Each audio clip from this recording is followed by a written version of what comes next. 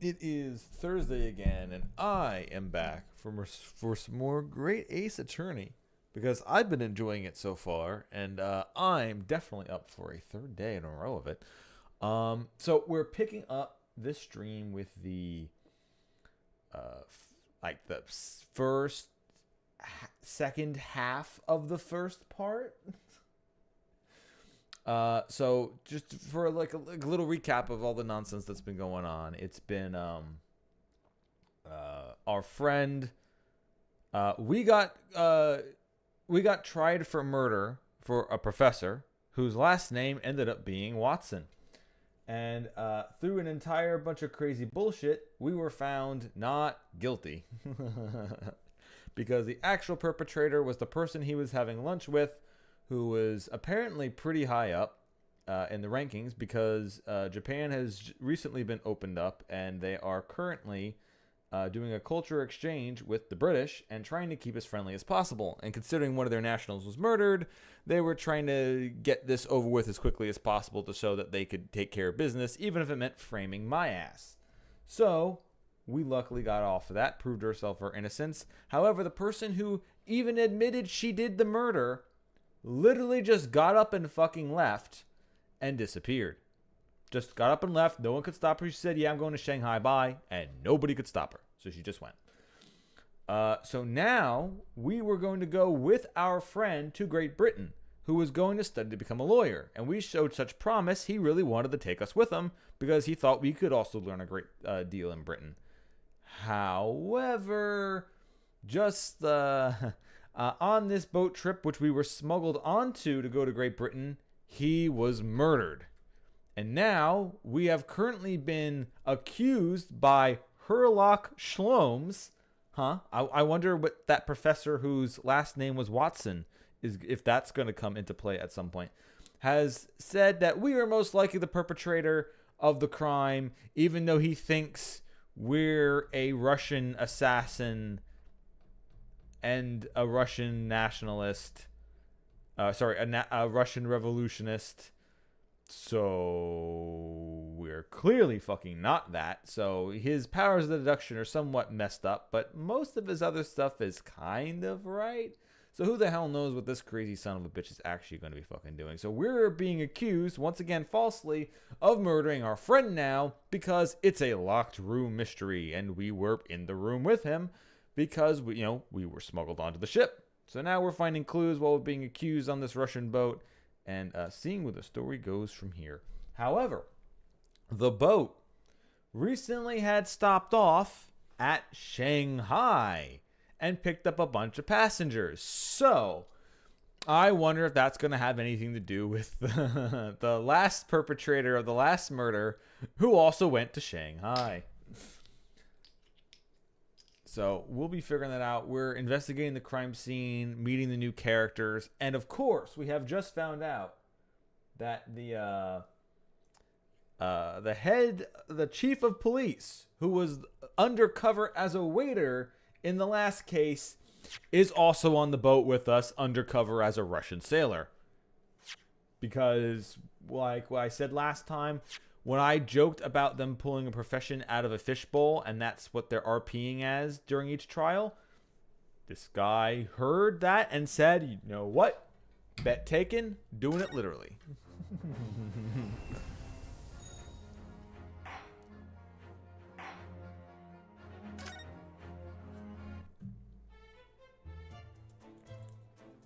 Welcome, Chief Inspector, or should I say sailor?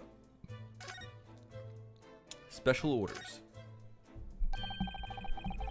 So, what are your special orders this time, Inspector? Yes, and why are you dressed as a member of the crew?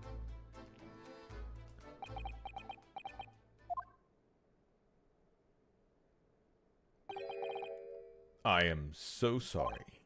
Huh? This is all my fault. I take full responsibility. For what? My orders were to act as Asogi-san's bodyguard. Huh? It was Minister of Justice Jakoju who pushed for this overseas study tour to go ahead. and he entrusted me with ensuring that Asogi-san reached Great Britain without being assassinated. Assassinated? How could he even that have been a possibility? I'm not sure, but these are complicated times. There are tensions between the world's great powers. Minister Jikoju said that we should be prepared for all eventualities. Jigoku? I think that's how you probably say it. This is incredible. I don't believe it. Kazuma-sama was assassinated. Obviously, we couldn't give Asogi-san a visible security escort. Wait, why not? Why not obviously? Which is why I'm undercover now, posing as one of the crew. I see. And I didn't take my eyes off him the entire time we've been on board. From morning until night, every day. But I never imagined it would happen here, inside his own cabin. Not here in the first-class deck. I failed miserably at my assignment, and Asogi-san is dead as a result. I'm a disgrace. All I can do is humbly apologize. Inspector. So if there's anything at all I can do to help now, just say the word. We're doing what we can to investigate Kazuma's death ourselves. I thought you might be. You didn't do it, did you? You are not the killer? Of course not! We'd really like to investigate the cabin next door. Yes. So we need to be allowed out of this cabin. I'm sorry. What? You've been deemed a risk to the ship's safety. If you move even to touch a handle of the cabin door, that stormy-looking seaman over there would surely snap your neck in two. I suppose I'm just a stowaway now. I think I'm a murderer as well.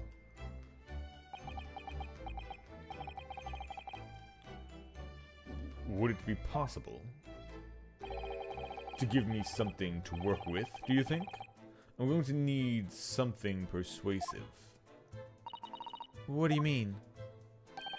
If I had a solid reason why the next door cabin should be investigated, for example, I'd do everything I could to persuade the captain to allow it. Really, I'd lay my life on the line if I had to. But I don't see how... There may be a way. What, really? Think of how you tried to persuade me of your innocence, Naruhodo-san, by presenting me with a piece of evidence that you really had in your possession. Evidence? It's just the same when you were in court. You must have done it many times during your trial. Simply select the present panel and choose some evidence that Inspector Hosonaga could use. So, evidence that could give us a viable reason to investigate the next door cabin, is it? Alright. Yeah. I think I might know what we can use. Let's see if I can present the detective with evidence needs to persuade him.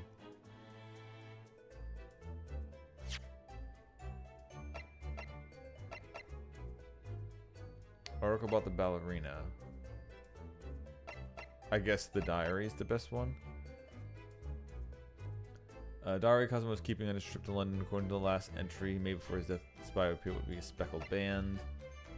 That's the ballerina article. That's the assassin.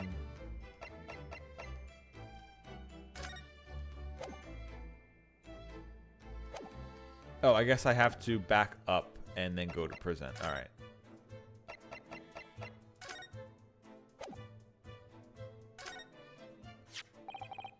What's that?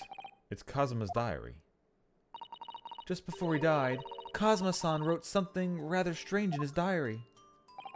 Strange? In what way? He wrote, what looks like some kind of speckled band is dangling from the ventilator grill. Oh, also, it's pertinent to know that in the very prologue of this, they were telling it in the form of a herlock sholmes story, and speckled band was assumably a poisonous snake. They literally said that is what they called it, and that is what they showed what a snake is. So that might be misdirection, but that's also important information to know, that either they literally mean it's also going to be a snake here, or they're just meaning that, like, don't take it literally. A speckled band? That is strange. Yes, we're still trying to work out what he meant by that. But what I'd like to know is... Don't tell me. The ventilator. Is it? You're very astute, Inspector. The ventilator clearly joins the next door cabin. That's right. So if we could investigate in there, we might be able to work out what the speckled band was. Alright then. I can't leave this cabin at the moment. I'm stuck here until we arrive at the next port. The captain has given me strict orders to guard the scene of the crime, you see. I have to entrust the investigation to you. Really? You're willing to do that? Yes, as long as you don't leave the first-class cabin area. I'm afraid I can't remove those handcuffs, though. But what about the captain? Aren't you going against direct orders? Ahem. Ahem. I'm a man of my word. And I promise you that I'll lay my life on the line if that's what it takes to convince the captain. After all, I failed to keep Asogi-san alive. This is the least I can do. Thank you. Let's seize the moment then, Naruhodo-san. Let's select the move and we can leave the cabin at last. Move? Alright, we'll see what we can find out.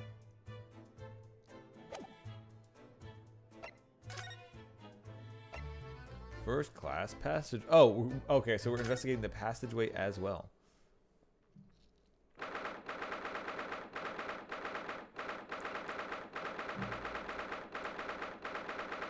First class cabin passageway. SS Buria. Phew, finally out of that cabin. I have to admit, this isn't quite what I was expecting. It's less spacious out here than I thought it would be, and it's the most luxurious accommodation. Yes, indeed. Kazuma-san was being sent to the study tour by the government. That's why he was being put up in a first-class cabin. Even still, this is about twice as large as my accommodation in steerage. Really? That must be awful. Oh, look over there. That's another crew member keeping watch, and he looks enormous, even if he is sitting down. The door next to him leads to the second-class accommodation. I suppose he's making sure that no one comes in here who shouldn't. I suppose. Like people in handcuffs? Naruhodo-san, you look like a little boy visiting a toy shop for the first time. I would have thought that you'd be used to the ship by now. We've been at sea for 2 weeks already. Well, yeah, I know, but the thing is, I was inside the trunk when I first came aboard. And ever since then, I've been shut up inside the little wardrobe. It must have been a very trying time for you. Please, don't give me that pitying look.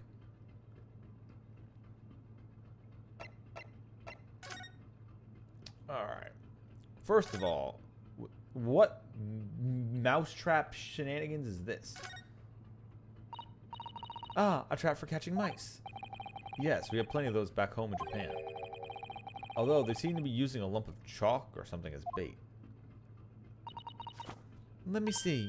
Yes, I think that's what it's called. Cheese. It's made from the milk of cows. Cheese? I wonder what that tastes like. You can't eat it, Naruhodo-san. The trap will snap and shut on your fingers. Really? But... Ha. I suppose you're right. You weren't actually going to try it, were you? All I've had to eat for the past couple of weeks is Kazuma's leftovers. You don't know how hungry I've been in that wardrobe. Poor you. I'll find a little snack for you later.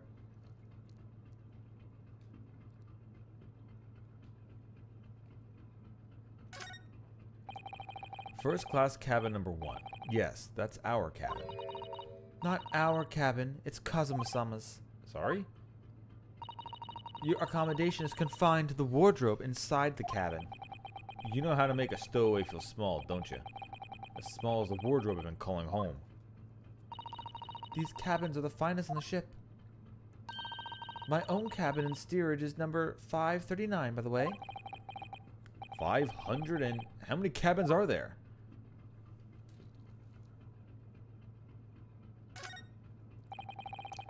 What do you think this is? It's very pleasing shape, isn't it? That's the emergency alarm. It's probably best not to touch it. Oh, an alarm. It says, press only in times of emergency. It looks as though it sets alarm bells ringing all over the ship and brings the vessel to a complete stop. Oh, this I have to see. What are you doing, Naruhodo-san? You mustn't touch it. But this is an emergency situation. Just look at these handcuffs. You know full well that's not what the alarm's for. You were to bring this vessel to a standstill for no good reason. You'd be in an even worse situation. Ha! I wish everything would just stop. The ship included. You have to do something foolish. At least make it something that doesn't affect everyone else.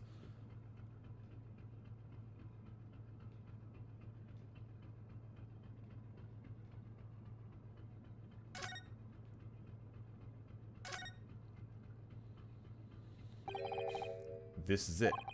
This is the cabin next to ours. The one the ventilator connects to. Yes, the ventilator from which Kazuma-sama wrote that he saw a speckled band emerging. Maybe whoever's in the cabin can help solve that particular mystery. Let's ask.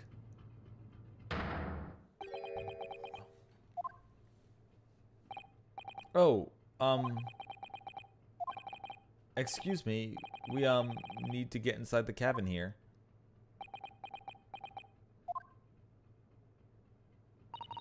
The sailor's eyes speak volumes. They're clearly saying, keep out. That's what I wrote in the sign to put up over the wardrobe doors. Although this man's version is definitely more effective. It doesn't look like he's going to let us pass. Huh. That's a problem.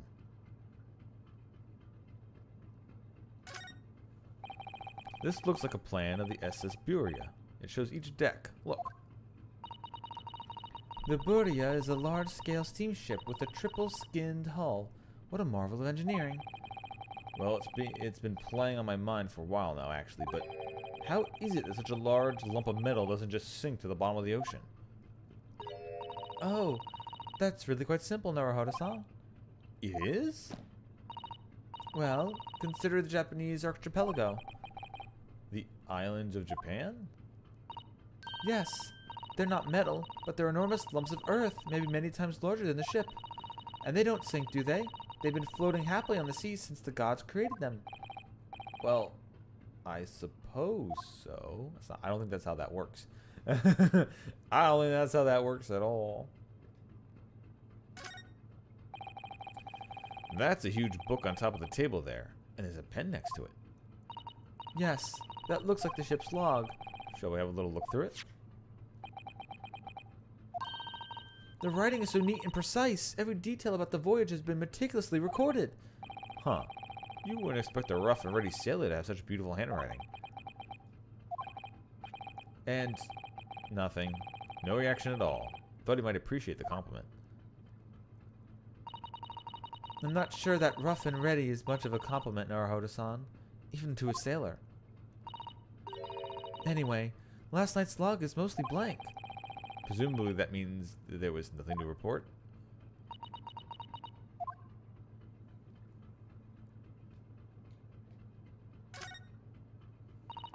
That's the way to the second-class area of the ship. Is something wrong? I was thinking about making a run for it. Just for a moment. Things aren't exactly going well for me. I might be wrong, but imagine the moment you reach to the handle of the door. That burly seaman would surely shoot you dead. Oh dear, I'm sorry. Perhaps I went a little too far there. No, I started with my talk of running away. And there's no way I could run away while Kazuma's death remains a mystery anyway.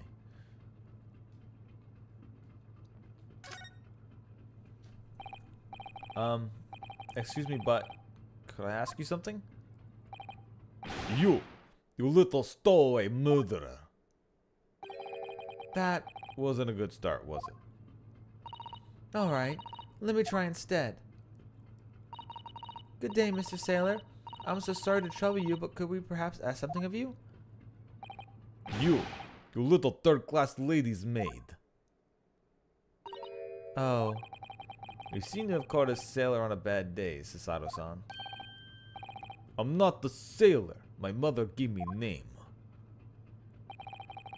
I am senior crewman, Beef Stroganoff. I am senior crewman, Biff Stroganov. Phew.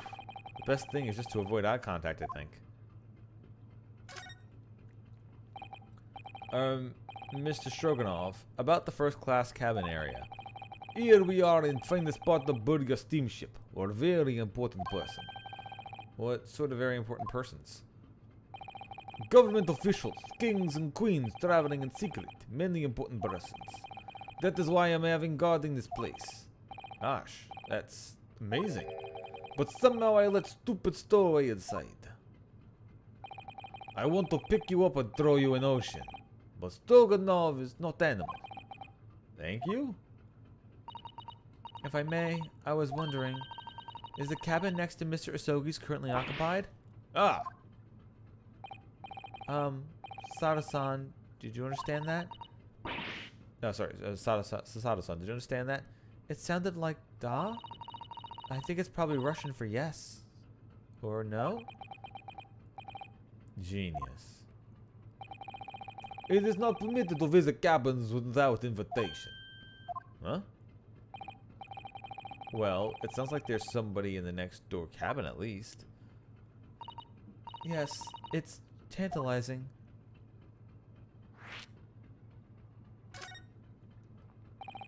Could you tell us who's traveling in the cabin next to Mr. Sogi's? His name is Mr. Grimsby Raylot. He is very important Western gentleman. A Western gentleman? Do not think about it. He has nothing to do with murder a student boy.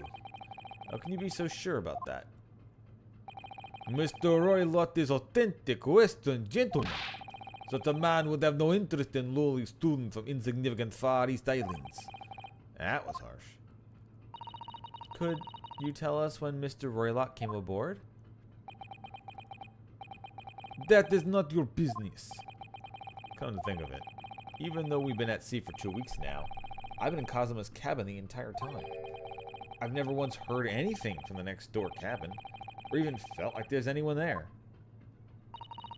Well, presumably, since this gentleman is occupying one of the first class cabins, he must be rather important. Is that right? That is not your business. Are you on watch here all the time, Seaman Stroganov? Da, all time. So criminals like you cannot come in or get out. I wonder, could you tell us anything about last night at all? It is sad about student boy. Were you on watch last night as well? Of course. And did you notice anything at the time? Anything unusual? Hit! Sasada-san, did you understand that? It was clearly, no. I saw nothing unusual. Nothing at all.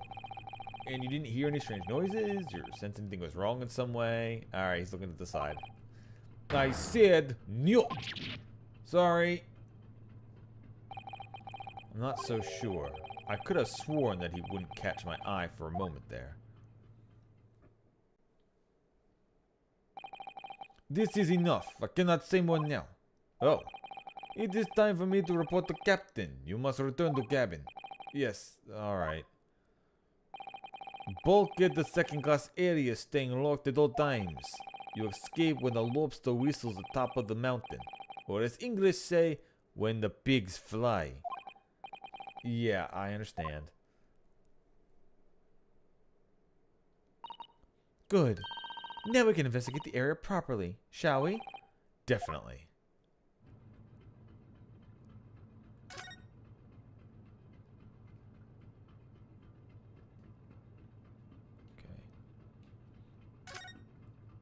Alright, so this is all explored already. So it's just click on the door again. This is it. This is the cabin next to ours. The one the ventilator connects to. Yes, the ventilator from which Kazuma-sama wrote that he saw a speckled band emerge. Maybe whoever's in the cabin can help us solve that particular mystery. Let's ask.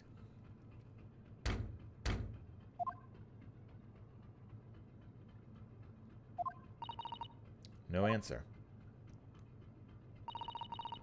We're out of luck, it seems. There's no one in here to help with our inquiries. How annoying. Ah! What was that? It came from inside the cabin. Such a high-pitched scream. It must have been a woman. Stand aside. I'm about to break the door down. Mr. Sholmes! I shan't be stopped. When the fit is on me, I revel in kicking doors off the hinges. Please, wait, Mr. Sholmes. The door doesn't appear to be bolted. It doesn't? Then I'll deduce myself to dispatch this muscular urge. What pray can I kick? I think we should go in. There's no time to think about stress relief.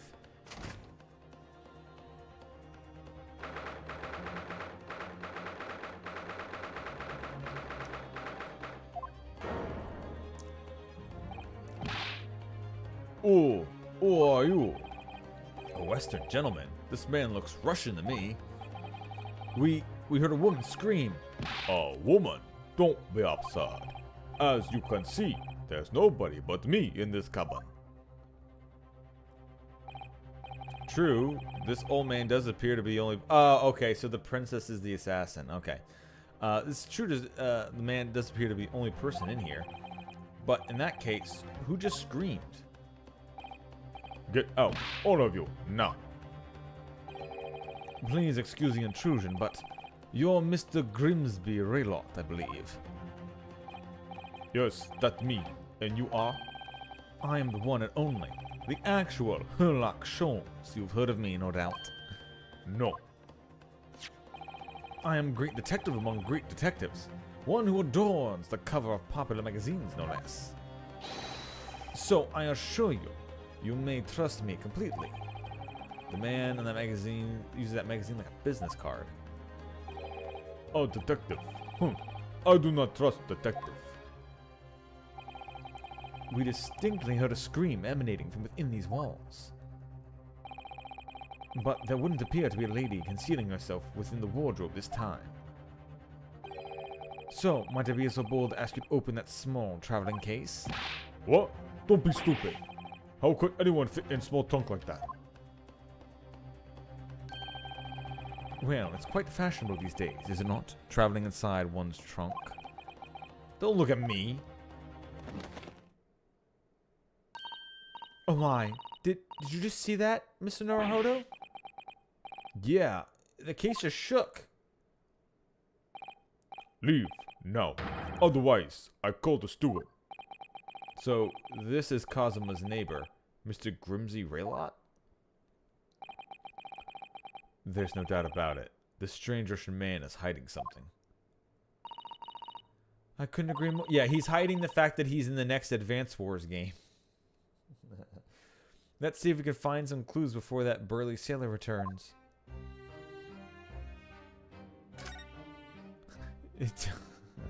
He's telling us to get out. We're just like, nah, we're looking.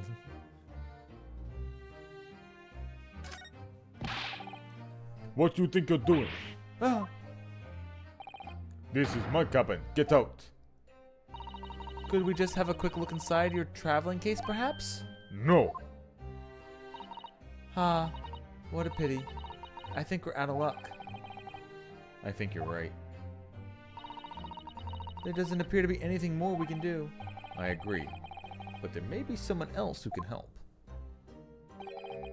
Perhaps the great detective could get us somewhere with Mr. Raylott. Also, all the things are tipped over. Alright, so somebody pulled the emergency brake or something, and that caused the boat to stop and all the books to tip over? Because all his stuff is tipped over the same exact way before we straightened it up. Do you have a moment, please, Mr. Sholmes? You need only address me as Sholmes. That's what I just did, isn't it? Well, Mr. Sholmes, what are you doing in there? Why, I was resting, of course. Resting? Indeed, I was contemplating our sea voyage from the confines of the wardrobe whilst waiting for the inevitable time that you would need to call my great powers of deduction into service. Oh, And it would seem that the honor is upon us now. The time has come. Am I mistaken? Well, no, actually. You're spot on for once.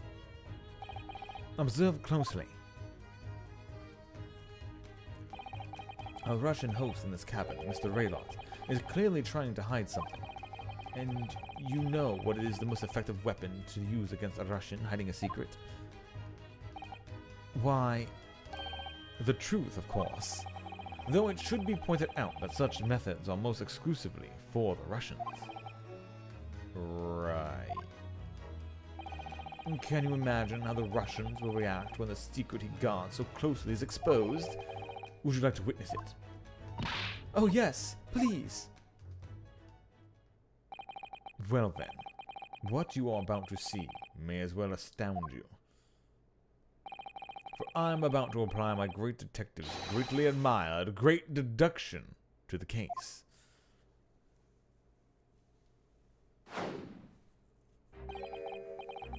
Could this man be a more hackneyed portrayal of a dubious Russian, I ask you? What?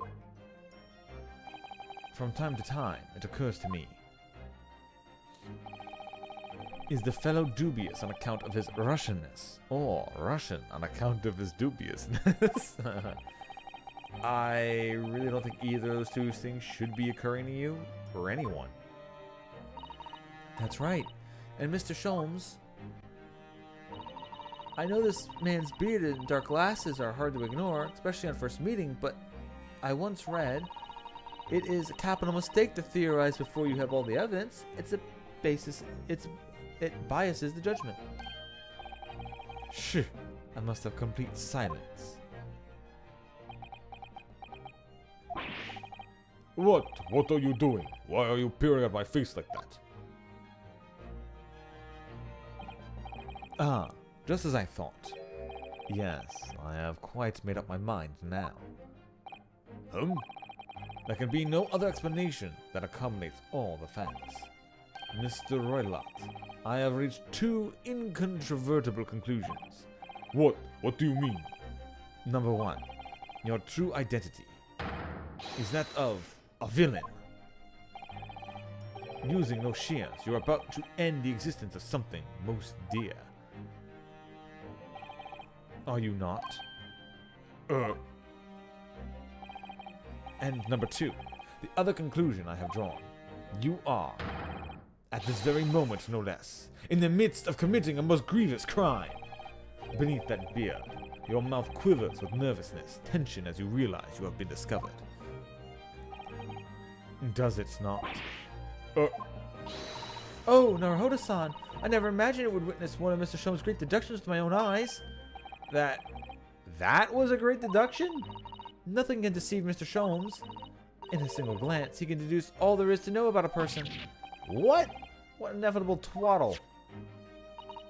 Oh yes, I've read about that countless times in the adventures of Herlock Sholmes. And now I've experienced the astounding impact of his great deduction firsthand. This is like a dream come true. I can hardly believe it, but all the color is drained from Mr. Raylott's face. It looks like somehow both of Mr. Sholmes' conclusions were right? Oh, how could you? How could I possibly know such a thing? You wish to say. Very well then. I shall elucidate. I shall explain how it was that I arrived at this pair of conclusions. So I do accordingly invite you to upon a journey of logical discovery. Let us aboard the train of reasoning. Put plainly, let us work through my deductions together. The Great Deduction. The game is afoot. Topic 1. Old man's identity. So, the dubious-looking Russian, Mr. Roylott, obviously what catches the eye in the first place. It's the enormous pair of shears in your hand. Now we ask ourselves, what could you possibly want with such an implement? The answer, of course, is staring us in the face. You were on the verge of using the shears to cut away the copious beard you sport. Now, moving on.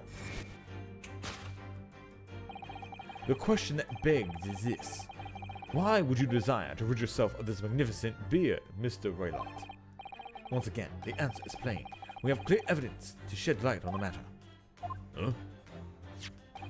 Regard, if you will, this morning's newspaper, in particular, the fascinating front page article,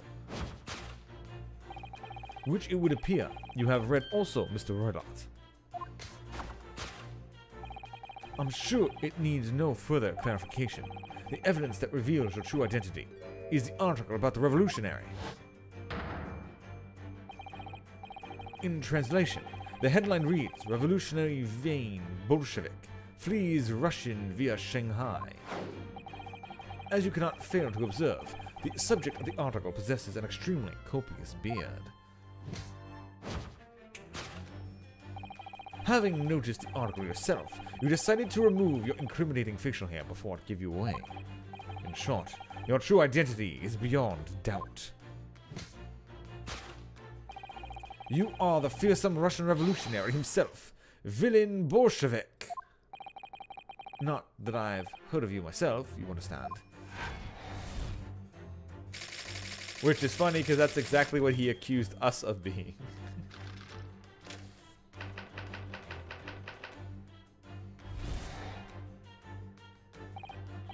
Now, as for my second conclusion. You are, at this very moment, on the brink of committing a most grievous crime. Huh? And the proof of the crime? Over there. Oh yes, Mr. Roylott.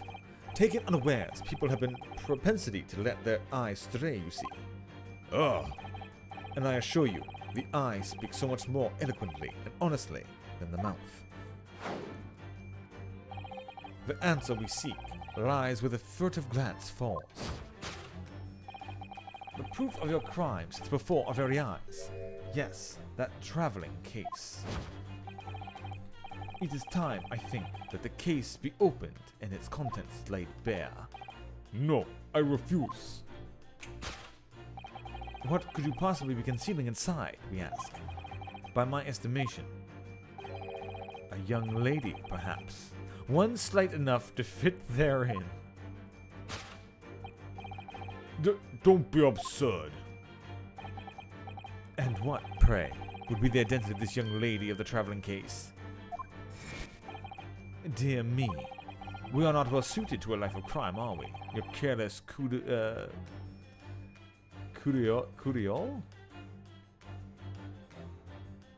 I know, like, coup de grace, coup de ville. I don't know what that coup de betrays you. Okay, now I kind of want to look that up. All right. French lesson.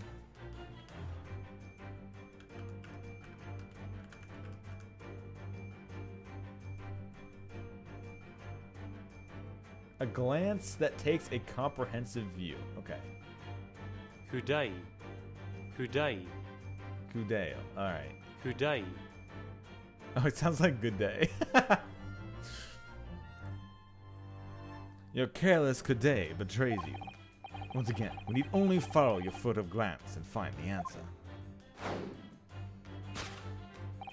Yes, the reason you refuse opening a traveling case can equally be found in the page of the newspaper. Though there is another, most stimulating article. If we turn from the fleeing revolutionary at the back page. Renowned prima ballerina of the Novovich Ballet disappears from Shanghai. Such a headline can lead us to but one conclusion. Your crime is that of abduction. And according to the article, the young lady's name is Nikolina Pavlova.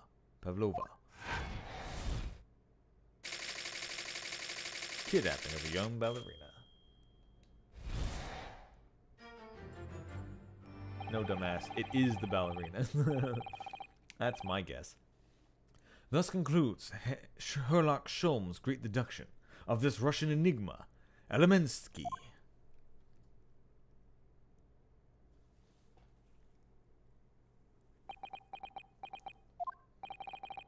Sasato-san. That wasn't one of the great deductions I've been hearing so much about. Was it? Well, the stories are full of Mr. Sholmes' brilliant deductions, you know. But that did seem a little different somehow. Excuse me, Mr. Sholmes. Could you come over here a moment? Pray, what can I do for you? It's about your deductions. Would you mind? Not at all. Go on.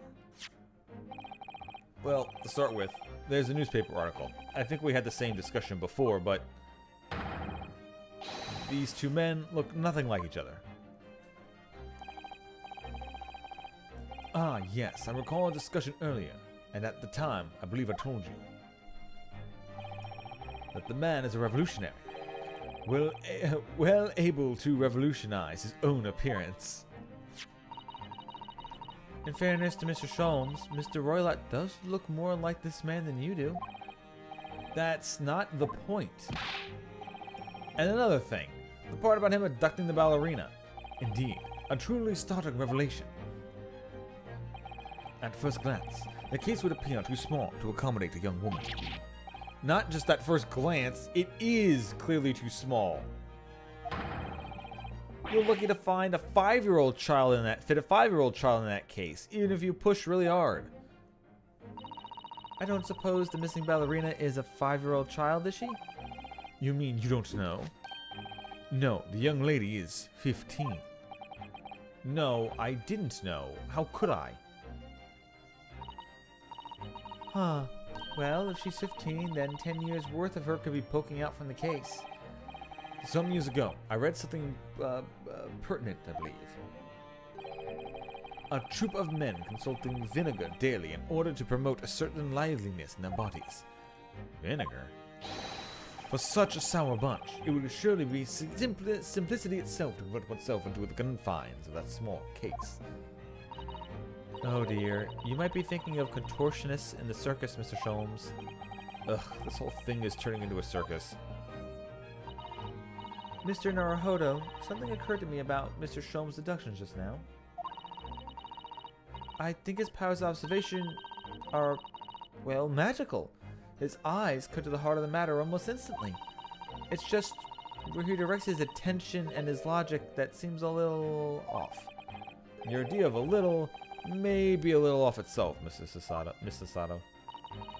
It's just one or two key words in his deductions that seem to let him down.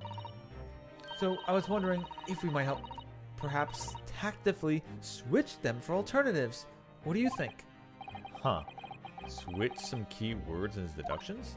Yes, but very tactfully. I feel sure if we could do that, we'd unlock the true genius of Mr. Sholmes' great deduction.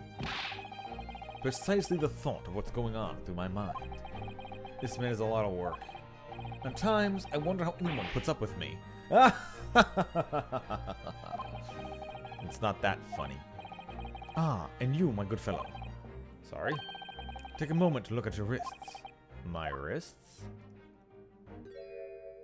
Huh? Ah, where are your handcuffs? Huh? How did you... I felt they may hinder your ability to follow me in our dance of deduction. I don't believe it. Mr. Sholmes, you are a marvel. And don't worry, I shall restore the shackles to your wrists when we are finished. I'm not worried. In fact, I'd rather stay like this. So, let us begin. Herlock Sholmes is proud to present his logic and reasoning spectacular.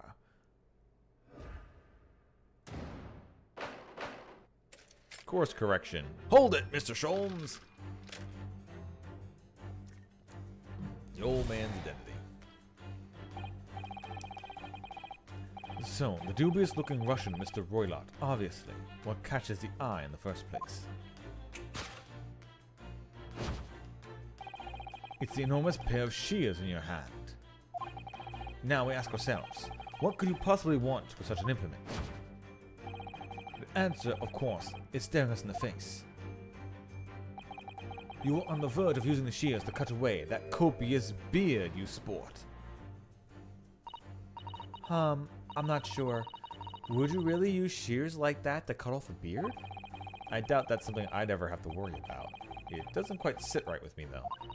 It doesn't seem to be sitting right with Mr. Roylott either. Which means, I suppose that the deduction is wrong. Let's try to switch a keyword here, Naruhodo-san, and see if it helps matters. Alright. But how? I think we should start by taking a long, hard look at Mr. Roylott. I wonder if it really is his beard that he intended to use those shears on. Exactly. If we do manage to find something that seems to fit the sense of Mr. Sholmes' deduction better, Then what?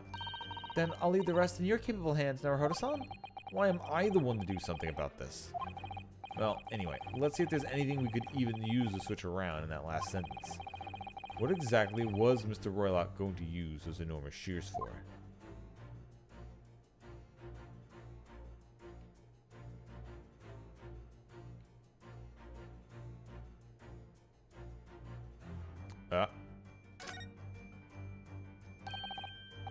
What the? What's this?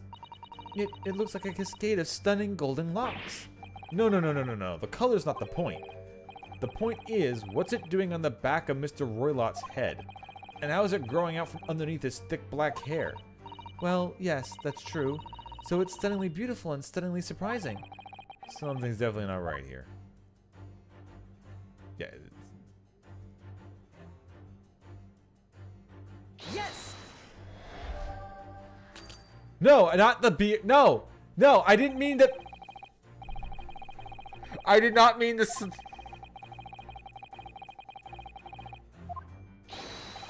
Yes, behind the beard's the face of a true romantic. No, I was not talking about cutting off the beard. God damn it. I did not mean to hit that button there. Oh yeah, so I have, sorry. Well, I do understand. As amiable as I am, people do like to try. But you won't make a great detective like that. Not even a great detective's assistant. An assistant then? Alright, I'll think again. Yeah, that was not my plan.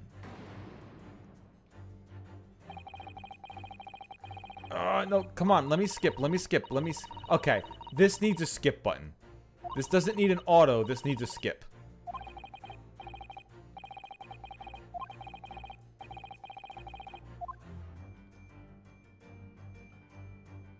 There. Yes!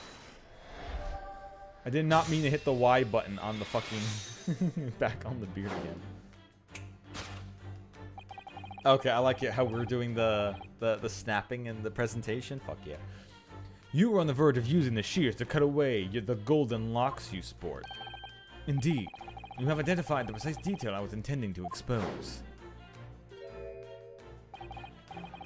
Such lush golden hair certainly does not befit an old man. You're not a man at all. You're a woman, and judging from the length and sheen of your hair, one still very much in her youth.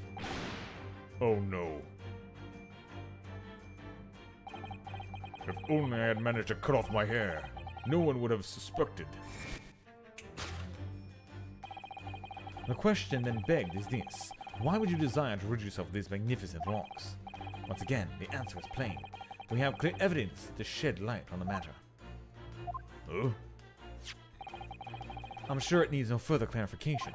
The evidence that reveals your true identity. The article about the revolutionary. Well, that was a shock. I had no idea the old man was really a young woman in disguise. Did you? What? Why are you staring at me like that? Yes, it was a surprise, Naruhodo-san. You're enjoying this, aren't you? Sorry? You look like you're in your element as you dance around the room deducting the facts with Mr. Sholmes. I'm just doing what we agreed. I'm not having fun or anything. This is strictly business. Strictly, yes, I understand. Say no more. Well, anyway, let's focus on the next part, Mr. Sholmes' deduction, shall we? The evidence that picked out doesn't fit the facts at all now. No, that's true. Given that Mr. Roylott is actually a woman. Exactly. He, or rather she, can't possibly be this merciless revolutionary. I suppose it's because the deduction as a whole has taken a different direction now. Yes. Let's switch the evidence for something else. Something that fits the facts as we now understand them. For some reason, this woman needed to try to hide her true identity. I feel as though we've either read or heard about a young woman in a situation like that recently. Alright, I'll do my best. Yes!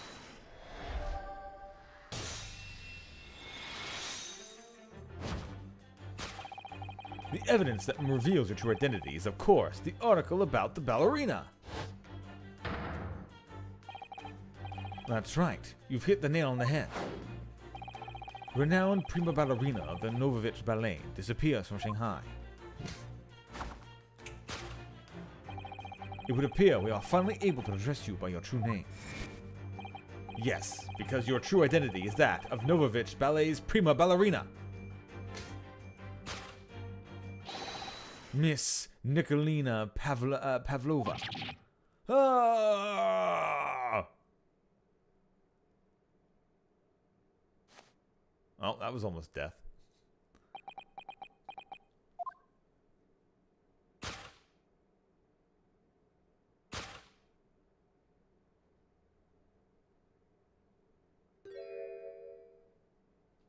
Oh no, you're gonna be a lawyer too now, aren't you? You alright? You're right. My real name is Nina. I mean, Nikolina Pavlova. But please, I beg you, don't tell anyone. Ballerina on the run.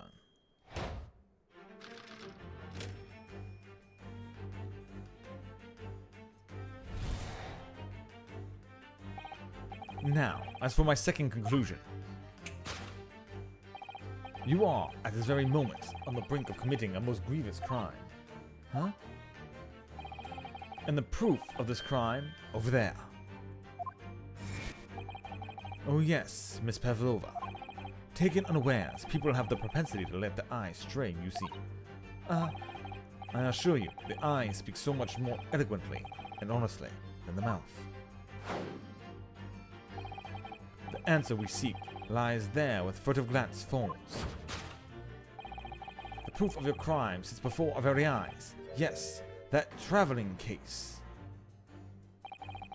This woman is the ballerina, and she's right in front of our eyes. So clearly she can't be inside that traveling case as well. No, that's right. It seems that she wasn't abducted at all. In which case, what is the crime this young woman is apparently committing? Haha, I can see I'm going to have to step in and fix the great detective's mistake again. You seem to look pleased, Naruhodo-san. Do you like the idea of another chance to dance around with Mr. Sholmes? Stop it. Anyway, there must be something else here that shows what this woman is up to.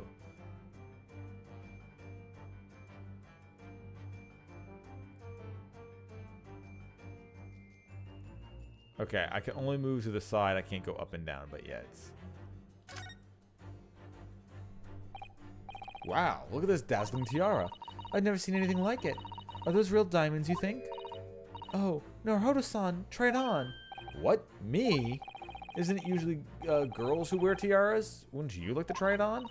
Oh no, I couldn't possibly. It's far too beautiful. Why does this tiara look familiar? I feel like I've seen it somewhere recently. Yes!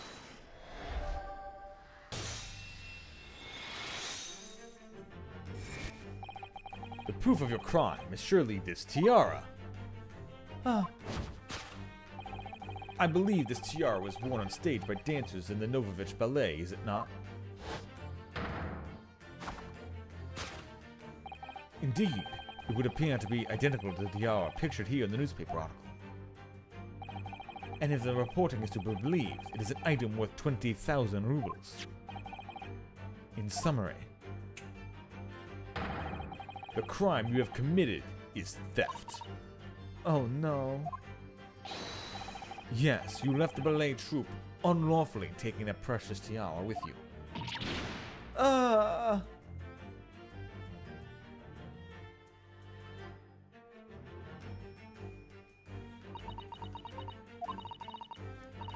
I have no one, no family, no friends. I'm alone, and I need money.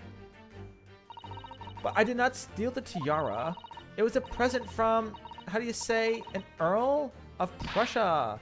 It belongs to me. This girl is only 15 years old, and she's run away all by herself? She must have been extremely lonely.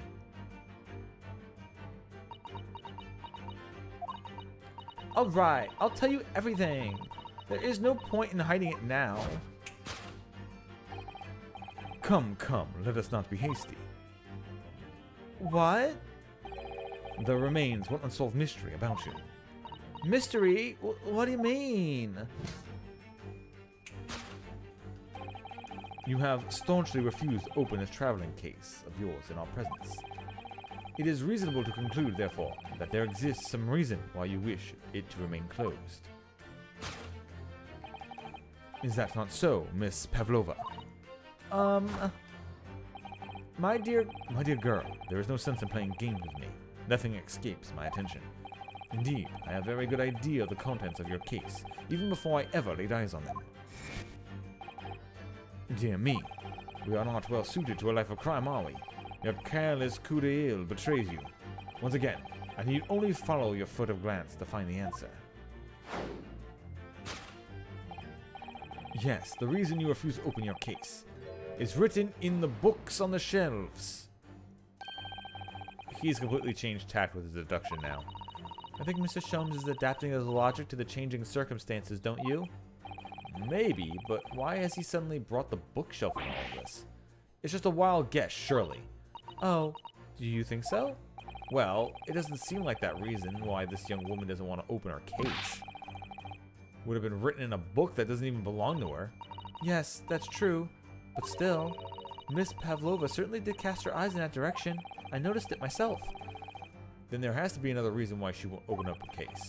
And it must be somewhere in the same area, if that's where her gaze was involuntarily drawn. I see. That's the only answer. Whatever she had hidden inside that case should be revealed by following her gaze in the direction of the bookcase.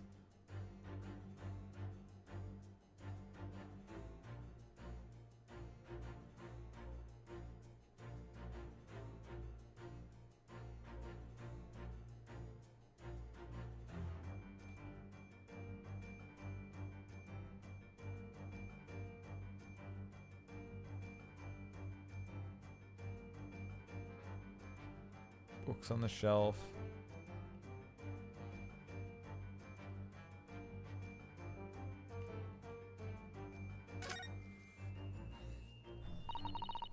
This is a charming little picture, isn't it? What is it? Someone climbing a steep mountainside? Or descending one, it seems to me. When you've been on the flat sea for a while, maybe you start seeing hills and mountains and everything. Alright, well that wasn't much.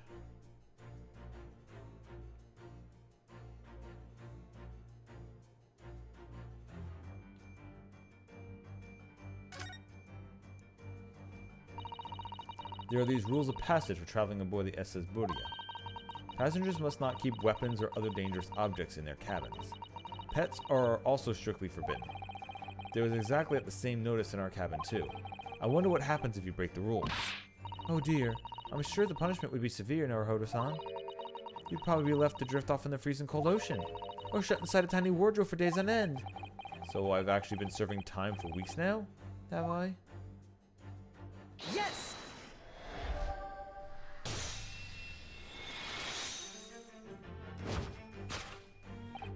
Yes, the reason why you refuse to open your case is written in the rules of passage. Passengers must not keep weapons or other dangerous objects in their cabins. Pets are also strictly forbidden. Inside that case of yours is something forbidden from carriage on this vessel. That is the real reason why you refuse to open it, thus revealing its contents.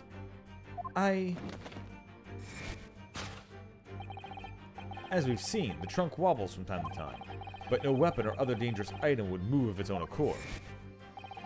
Which leaves but one possibility, Miss Pavlova, inside your traveling case.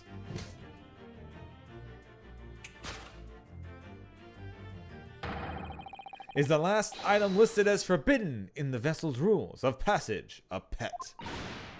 Ah!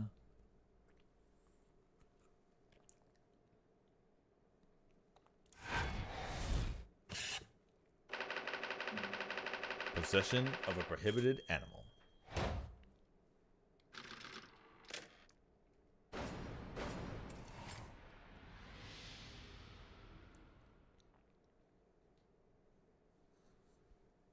Let me guess, it's a speckled band. So clearly, you aren't who you said you were. No, I am not Grimsby Raylock. My real name is Nikolina Pavlova. Everything you said was correct. You absconded during one of your ballet's company's performances in order to escape your homeland. Later that same night, you stole aboard this vessel. Which couldn't have been easy. The Burger is a huge steamship with a vast crew. Could you really have snuck on aboard without being noticed? In order to obscure your true identity, you somewhat recklessly took the guise of an old gentleman. And then you intended to sever all links with your past by severing your long hair. Yet to a woman, hair is no trifling matter. My personal recommendation is to leave her alone. So, if it was just you aboard about to cut off your own hair, who was it that let out the scream we heard from inside the cabin? The veritable thinking of a bell. Why, none other than this young lady, naturally. More like a full set of pipes, if you ask me. I was so scared when I ran away in Shanghai. I was surely they would come looking for me. That's why I decided to, how do you say, disgust myself? So no one would recognize me. As a result, you transformed yourself into that questionable old man. I see. I put on the fur hat and fake beard. Then, just before you came in here, I saw the newspaper.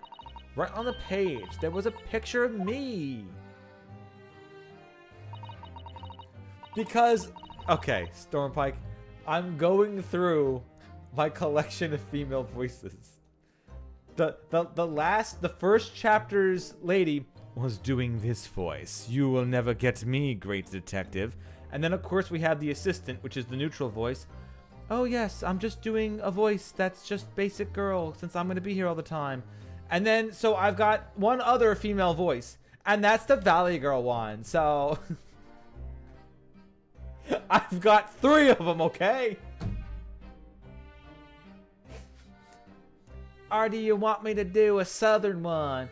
I was so frightened, I couldn't stop from screaming. No, you don't want that. That's only if Lotta Hart shows up, okay?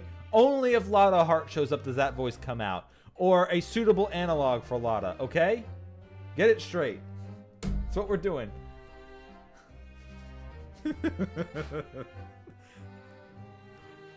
Alright. Well, then let's try an experiment then. Alright, we'll do the Russian voice. Alright, we'll do the Russian voice. I was so frightened, I couldn't stop. I can't. I did this not happen. I was so frightened, I couldn't stop from screaming. Why you have to be mad?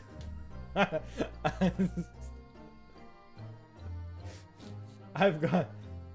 I was so frightened. I was so frightened. I couldn't stop from screaming. I got like, I can do that. We're sticking with the Valley Girl voice. All right. I've already had issues with the Russian accent being very similar to the other voice. That's what I was saying. It was the pirate. Yeah, that was my lady pirate accent. Yar! I was so frightened. I couldn't stop from screaming. I knew if I didn't change. No. Oh no, Stormpike, you've ruined it. Okay. I knew that if I didn't change my appearance completely, they would find me. So I decided to cut all my hair as fastly as possible. I picked up the scissors in my hand and... At the precise moment, we walked in through the annoyingly unlocked cabin door. Things happen like that sometimes, don't they? Things do indeed happen like that, from time to time. Are those two even talking about the same thing? There's just one more thing I'd like to know. How the hell are you speaking Japanese right now? What exactly do you have inside your traveling case? You were right. You were right. It's my dear friend inside. My only friend in the whole world. Please, don't tell anyone. If the captain finds out, if you say any of the crew... Your secret is safe with us, I assure you. But in return, you must tell us, in as much detail as you can muster, about the events of last night. Yes, alright. I'll tell you. Well, Mr. Naruhodo? Wasn't it something? Mr. Sholmes' great deduction?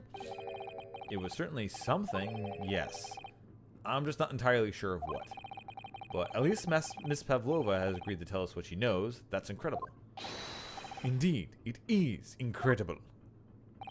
Ah, and one more thing. Oh, yeah? What? Observe your wrists. Oh, did he put the handcuffs back on me? My favorite place in Ace Attorney is definitely Manhattan, Japan, where you wear a kimono and grab a hammer. I mean, it's true. It is true. The great borough. The great Japanese borough of Manhattan. Some even say, I mean, that's why it's called Staten Island. It's just one of the small peninsulas that they have hanging out. Observe your wrists. My... Ah, your hands are cuffed again. What? Oh, come on! True to my word, I've restored your shackles. When and why? There is still a shadow of guilt cast over you, Mr. Naruhodo. I'm sorry to say, it can't be helped at the moment. Can it? Really? Or can't it really? Anyway, let's listen to what Miss Pavlova has to say. I can't go on not knowing. I have to find out what the speckled band that Kazuma-san's voice wrote about in his diary really was.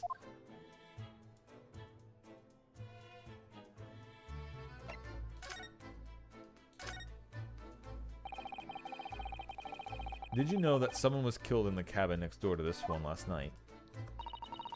One of the crewmen told me this morning when I was eating breakfast.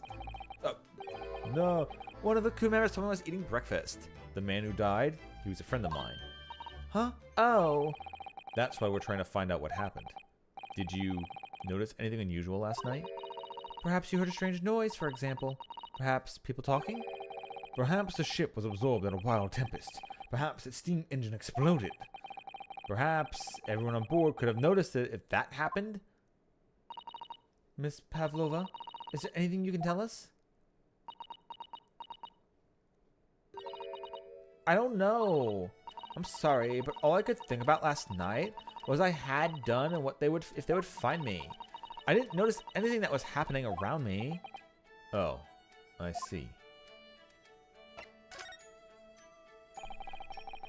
You've run away from your ballet company, haven't you? The Novovich Ballet? Yes. I'm traveling to Great Britain, and from there, I want to go to America. I will never dance again. I want to forget everything about the ballet. I'll start a new life. You wish to forget. A challenging proposition. When you have that striking tiara, as I remember. But the tiara is mine. I need it to live.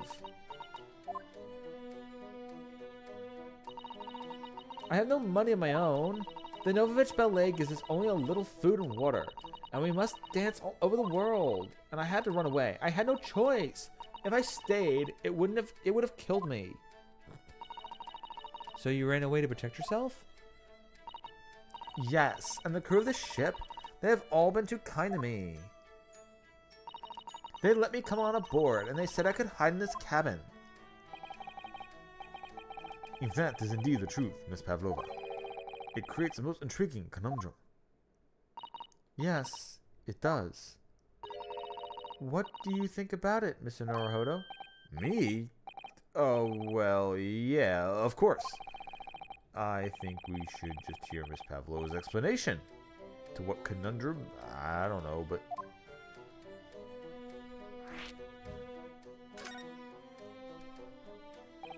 Miss Pavlova, allow me to pose you a riddle.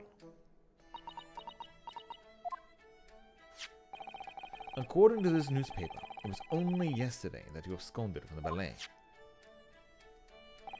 Now, that being the case, it must have been last night that you boarded this vessel.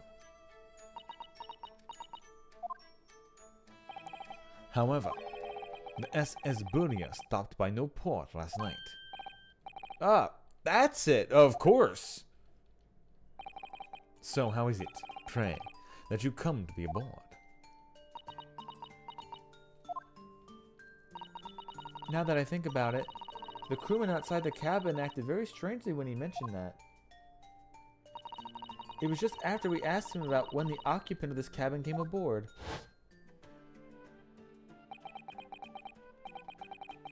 That is not your business. Yeah, you're right. He did seem to be hiding something.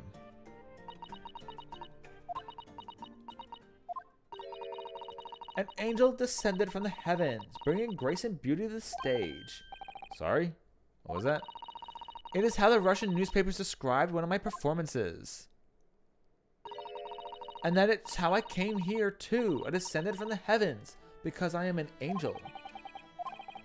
Considering English isn't your mother tongue, your description is very vivid. Oh, okay. So what they're saying is that everyone here is speaking English. So our main character knows English. Everyone here knows. So, okay. So the assumption here is that everyone is just speaking English. Okay. They're not. Everyone here isn't just speaking Japanese. That's what I thought was happening. Because the very first case, they made it like, they literally were like, no one here knows how to speak English besides Kazuma did. And only barely him. It was mostly the inspector that knew how to speak English.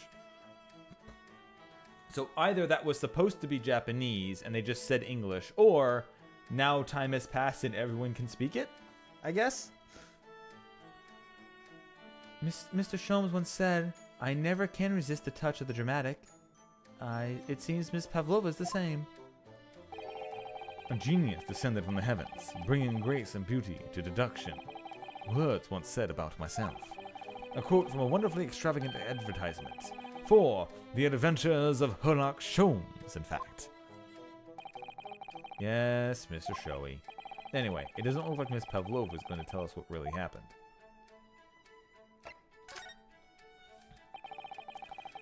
So, the friend you mentioned is inside your traveling case, is that right? I don't think animals are allowed on board, according to the rules of passage. Oh, please! Don't tell! Don't tell any of the crew! Have they found my precious? Then the burly Russians would best bestir themselves in unison to throw you and your case overboard, no doubt. So reassuring, Mr. Sholmes. But what sort of pet is your friend? A little puppy? Isn't it?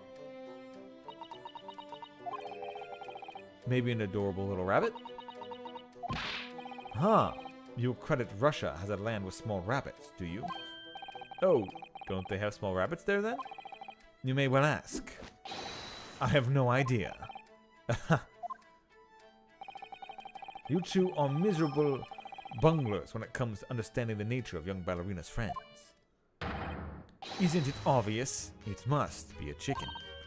Really?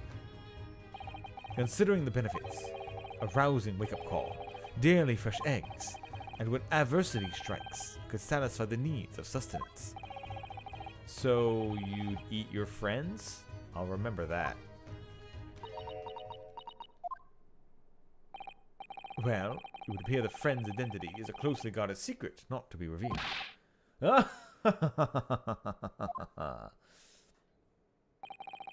She obviously doesn't quite trust us yet. There's something I should like to show her, I think. Maybe she might be able to shed some light on it.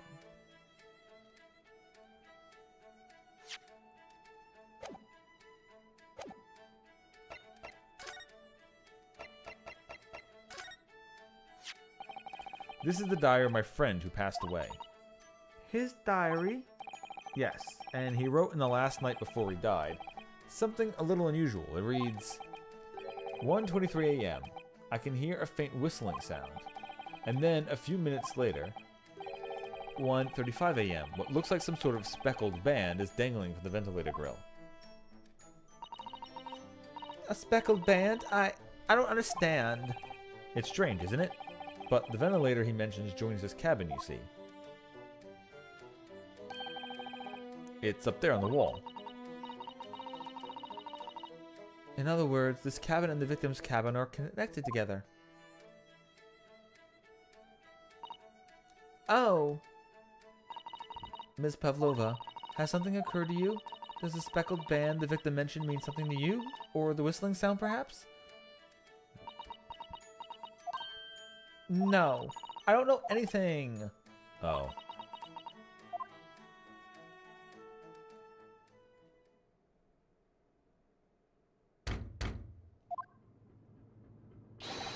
Excuse me, Mr. Roylott. Yes, what is it? Wow, she's fast. Captain would like to speak with you. You must come to Captain's quarters at once. Please. Alright, I will come now.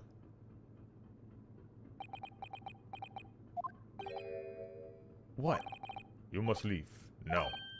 Oh, no, it's fine. Don't mind us. Yes, please don't worry about yourself, Mr. Roylott. Get out. The passenger said out. Do you want me to throw you out? Ugh. Looks like we'll have to leave. It looks like we'll have to leave investigating this cabin until later.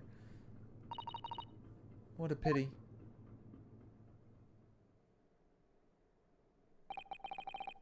And so we lost our chance. Having still not managed to investigate Miss Pavlova's cabin, we were unceremoniously chased out. That is to say, we were quite literally picked up and thrown into the passageway outside.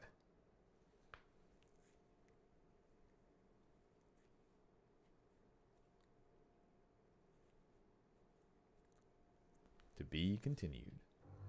Right now, actually.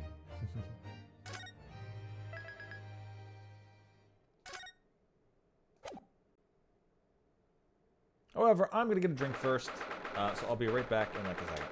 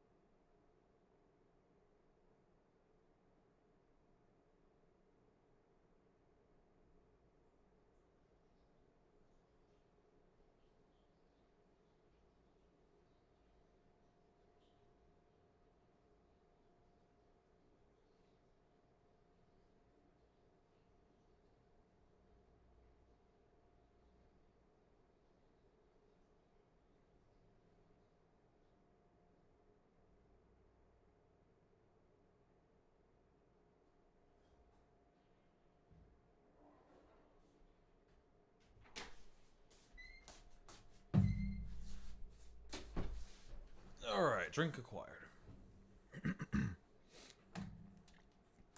9th of January, S. Hesburdia, first class, Captain Passageway.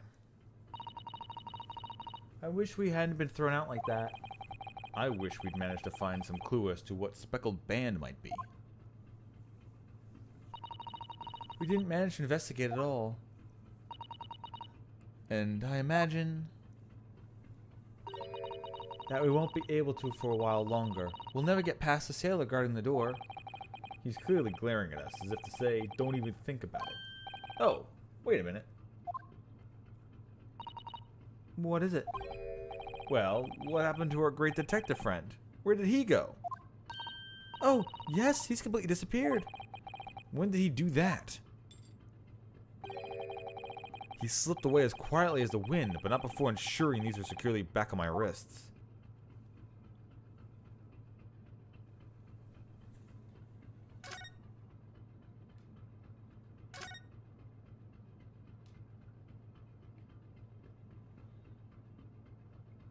Okay, I think all this is just back on again. And I don't think we're leaving, but...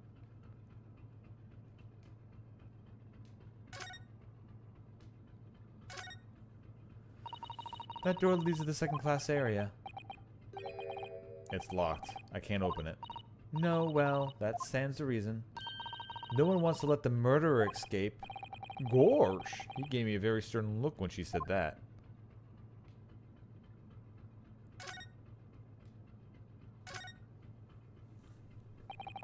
I really wish we had a chance to look around in Miss Pavlova's cabin. What? Why you look like that? You want something? Huh? Maybe. You want me to throw you out again, hmm? Oh, no. Definitely not that. Next time I have to throw you out, I show you where lobsters spend winter. Understand? Understand. Maybe I should steer clear of him until he's forgotten my face. I don't think he'll ever forget your face, Naruhodo-san.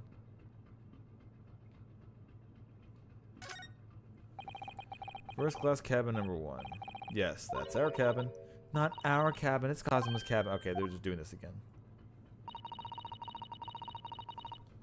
Okay, it wasn't, I really need to skip this. There really needs to be a fast forward button to skip dialogue I've already seen.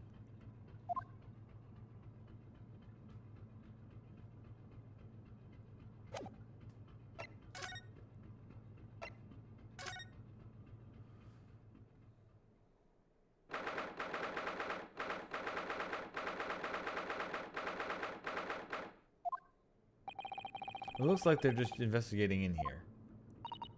Yes, on that subject, I wonder if Inspector Hosonaga is unscathed. What do you mean? Unscathed? Surely you haven't forgotten, have you, Naruhodo-san?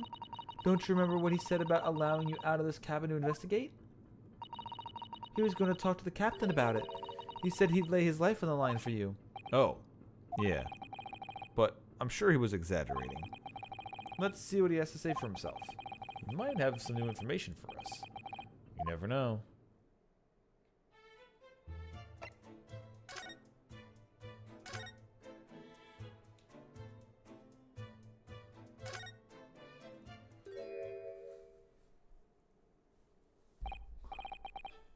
Ah, you're back. Inspector? What happened to you? Your face is... Please, don't worry about it. They're just scratches. Made by a bear, maybe? When I told the captain that I'd given you permission to investigate, he told me he'd pummel me with his fist, then toss me overboard. What? But the pummeling was over in a flash, and he must have decided against throwing me overboard. So it was nothing, really. And it looks like he wasn't joking when he said he'd lay his life on the line if he had to. Well, thanks to your efforts, we now know a little about the neighboring cabin. Yes, so I understand. Oh, I bumped into a man claiming to be a great detective a little while ago. I think his name was something like Herlock Sholmes. I don't think he was German, though. Ah, he's doing that bit again. Or her, oh, we already did that bit. Sorry, man. Well, we'll compare notes then. We can tell you what we found out. Yes, let's do it. What? Nikolina Pavlova? She's in the cabin next door. Oh, do you know who she is? Please, what self-respecting ballet fan wouldn't know the graceful angel?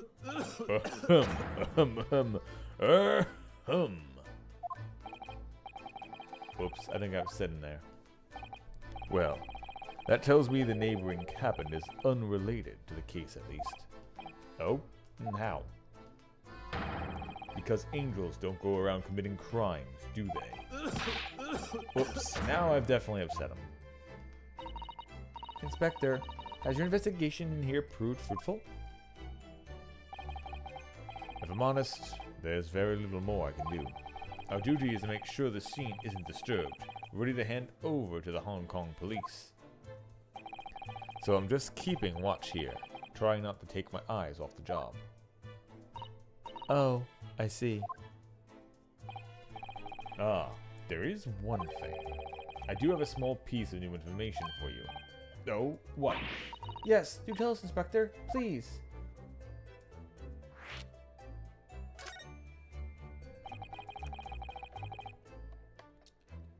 What is this new information you have, Inspector? It's this. The Burdia's medical officer has finished his examination of the body. I managed to obtain the report. Oh. Kazuma's post-mortem report? Kazuma-sama. So, What was the cause of death? damage to the cervical vertebrae is what's written in the report. His neck was broken? Yes, it would seem so. There were no obvious wounds or other signs of injury. So at first, I think they were considering poison. But it turns out they found no trace of poison in his system at all. Well, what weapon was used then? Nothing has been found as yet, but the fact that there were no signs of a wound suggests it may have been a blunt object, something that wouldn't leave a mark. Oh, I see. I mean, it would leave a mark. A blunt object would still leave a mark. All the body's nerves run through the spine and the brain. A strong enough impact the neck could... Please tell me they didn't just stop the ship wasn't just suddenly stopped and he was thrown forward and broke his own. That would be a very stupid end. I don't think it's that. Oh, well, you know, I was just standing there, and then I was standing there on the chair trying to check out the speckled band, and suddenly the thing stopped, and I was thrown forward, and I just cracked my neck. Oh well, dead. It is a possibility, and no obvious wound would be left. Poor Kazuma. I have a second copy of the report. If it might be useful, you're welcome to have it. Really? Are you sure? Yes, it's fine. I trust you. After all, if I didn't trust you, I'd never have agreed to you leaving the cabin in the first place, would I? Ah. The post-mortem report has been entered into the court record.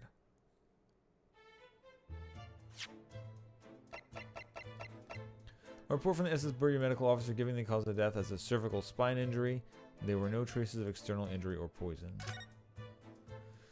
Victim, male, Far Eastern. Time of death, sometime between 1 a.m. and a little past 2 a.m.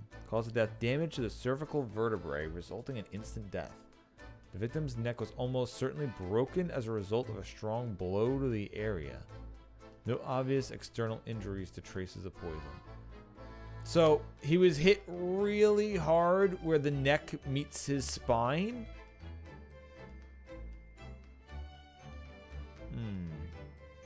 Oh, he was hit really hard in the back? If there's no, like, even if he was hit with a, let's say he was punched really fucking hard, there would still be a bruise. Especially once he's dead, there would be some bruising where you could see, like, blood pooling and shit that was there from the punch. So I guess he must have landed on something very, like, big and heavy. Oh my god, he was wharfed.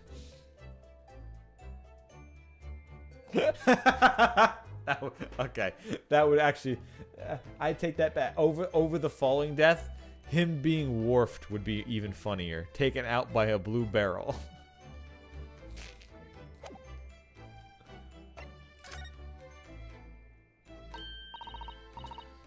Oh, the relevance for that, there's an episode of The Next Generation where a fight is going on and some big blue barrels fall on Worf's back, and I think they like severed his spine or something like that. So he literally had to have there was like a possibility he may never be able to move again or something. And that was an episode. Worf literally almost dies from a barrel falling on him.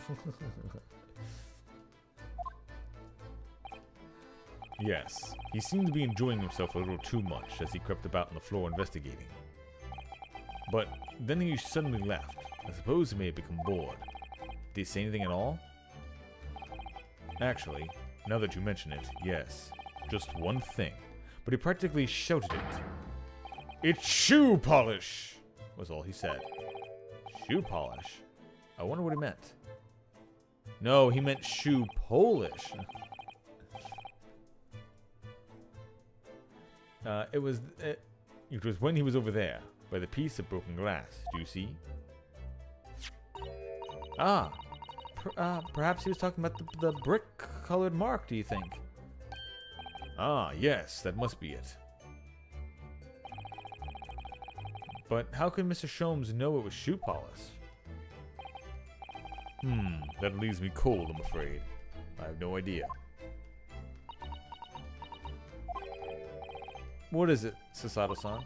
Well, Kazuma-sama was wearing leather shoes with a very dark tan hue. Dark tan? A sort of dark brownish red, then? Yes, a little like the color of red wine, but darker. I often repaired them for him. Oh. Does this mean that this mark was made by the polish on Kazuma's shoes as they scuff the floor?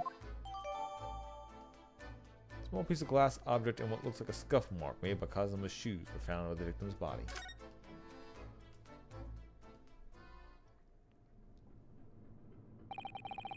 That's really all I can tell you at this stage. I should return to my post. My fellow crewmates' eyes are boring into the back of my head. Yeah, that might be for the best. Thank you. Ahem, ahem, ahem. Poor Inspector. You look exhausted. Oh, no. Well. I feel terrible that I failed to protect Asogi-san. He was my responsibility.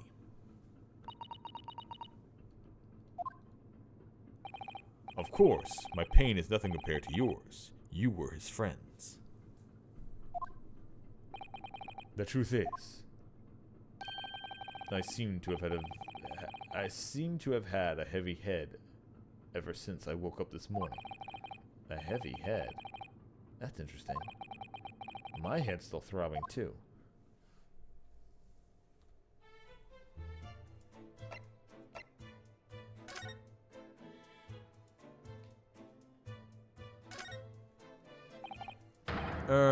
You, where did you go? Oh, sorry, I just went to the next door cabin to investigate. What? Who gave you permission for this? Well, Seaman Hosanaga did. That new Japanese, was it? Later, I will roll him into a ball and throw him to cold room. Phew, now he's gone back to guarding the door. I hope the Inspector Hosanaga doesn't find himself in too much trouble on our account. He really has gone out of his way to help us, hasn't he? When we get back to Japan, we'll have to take him out for some steak at La Carnival. That could be a very long time from now, Naruhodo-san.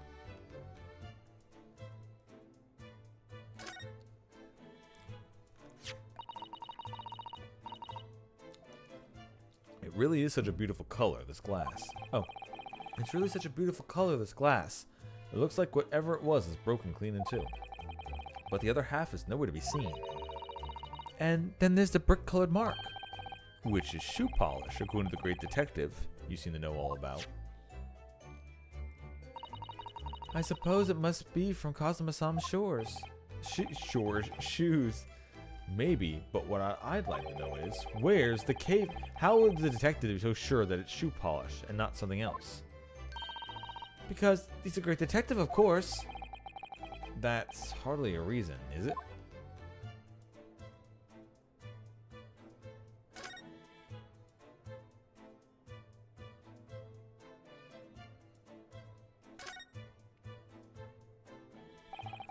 All the books provided for passengers occupying this cabin, neatly arranged on the shelf. They were all over the place when we first looked around, if you remember. Oh yeah, and you tied them up, didn't you? You have to look after the ship's property. Unruly behavior in the cabins leads to damage. But it really wasn't me who knocked them over. Well, anyway, I feel much better now that we're all lined up. I can't relax when things are untidy.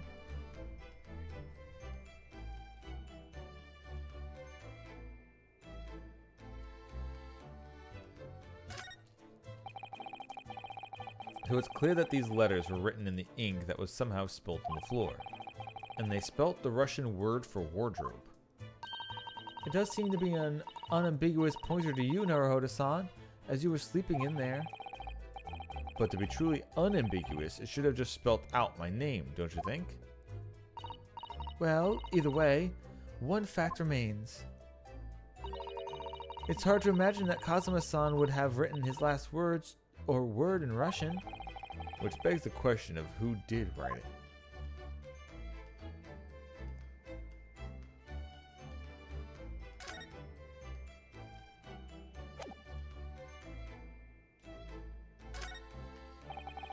This is where Kazuma spent his final moments, writing in his diary. 1:23 a.m. I can hear faint whistling sounds and what looks like some kind of speckled band dangling from the ventilator.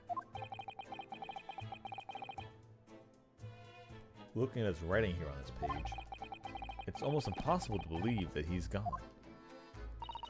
Kazuma-sama left us a valuable clue in these words, I'm sure of it. We have to solve this mystery, Naruhodo-san. We will.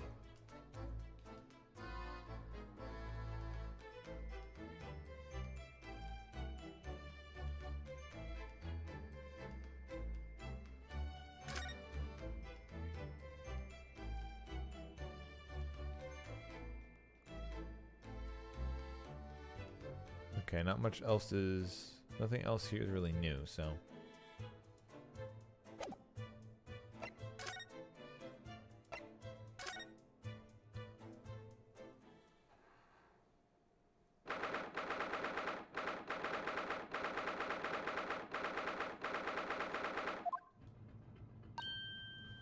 Ah! Look, Naruhodo-san! Seaman Stroganov is gone! Strong enough? The burly Russian sailor who's always crossing his arms and glaring at us. All these Russian names are impossible to remember.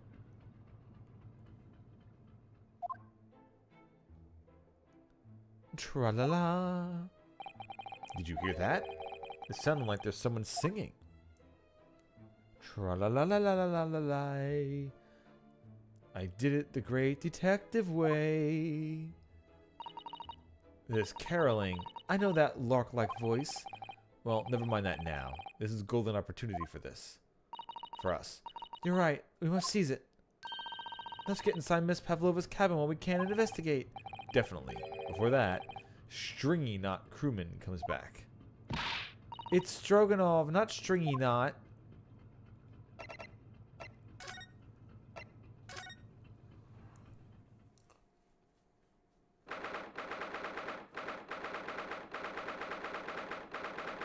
Also, next bit, move on, not funny.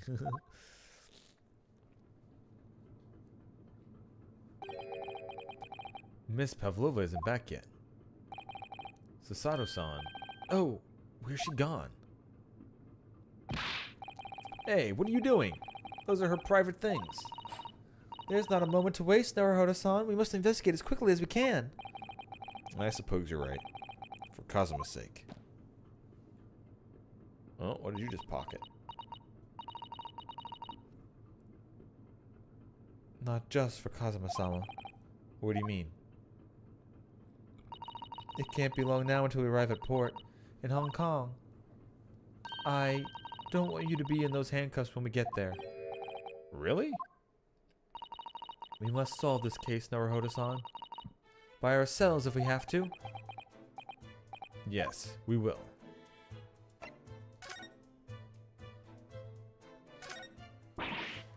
Oh my! Miss Pavlova's case is open!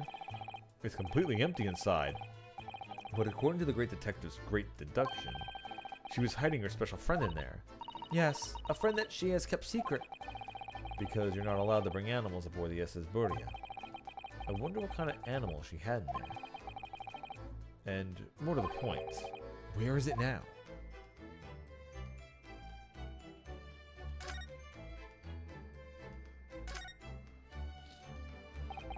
There are just a few books on the desk. Nothing else, but the looks of it. Well, Mr. Pavlova only ran away from the ballet last night. She's hardly occupied this cabin for any time at all. That's true.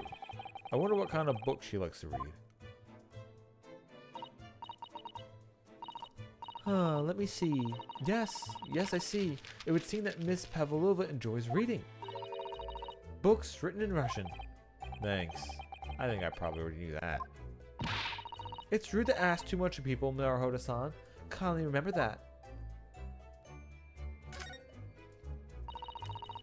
I suppose every cabin has a waste paper basket. Shall we have a little look and see what's been thrown away? Naruhodo-san! It's poor etiquette to go stifling through someone's rubbish, you know. Ugh, these eyes. She's looking at me like I'm a piece of rubbish now. However, these are special circumstances, I think. Exactly. We have no choice. There's hardly anything in here at all. Oh, well, that's a little disappointing.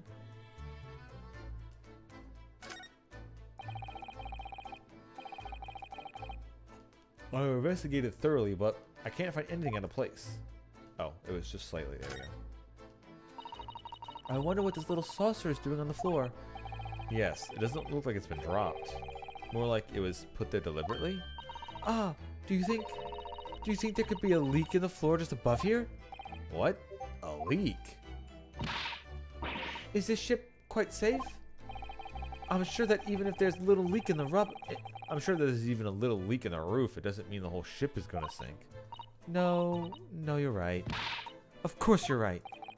She's really trying to persuade herself, isn't she?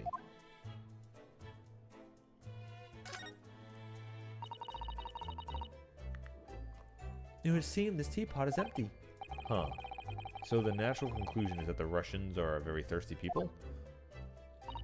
Or because Miss Pavlova only came into this cabin last night, she hasn't had the chance to make any tea yet? I mean, It could be either. it's definitely that they're excessively It's definitely that they're excessively thirsty. I'd lay 1,000 to 1 on it. You're rather obstinate, aren't you, Naruhodo-san?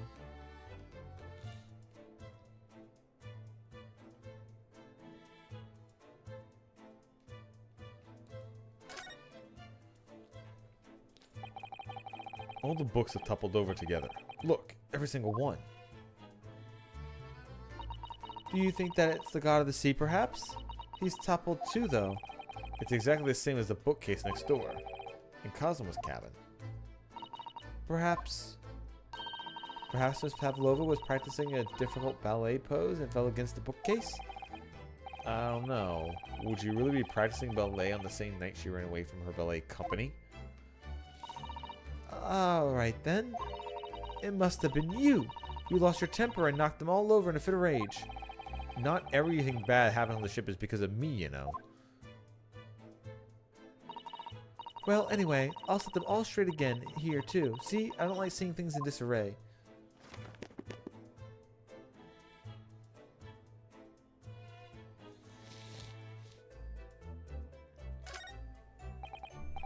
Yes. They're displayed in this cabin, too. Look, the SS Budia's rules of passage.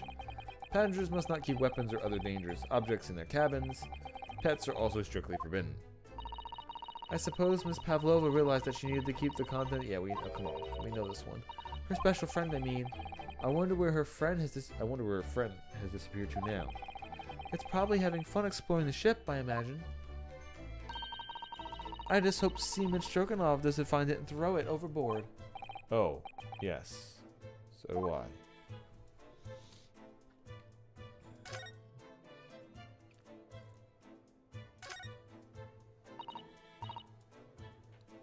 Naruhodo-san, are you there? Sorry, I'm right here. Yes? Why? Oh, good. I thought you might have climbed into the wardrobe when I wasn't looking. There's no place like home. Believe me, I don't have some strange compulsion to jump inside every wardrobe I see, you know. Well, anyway, I'm not sure anyone could fit inside this one. It's full of beautiful outfits. I suppose they're all stage costumes. Huh. I was rather hoping we might find Miss Pavlova's friend hiding in there, but no such luck.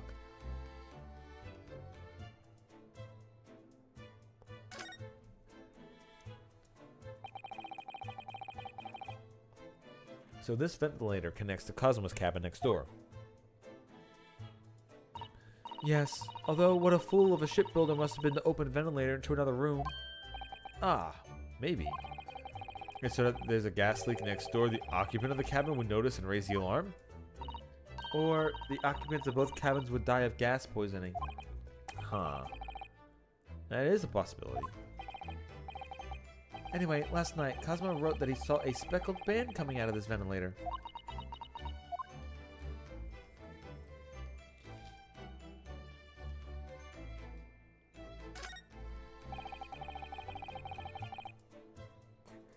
Or they could both just get good ideas. There's one of these next to the bed in Cosmo's cat. You know what? I have looked for this so much. And I just...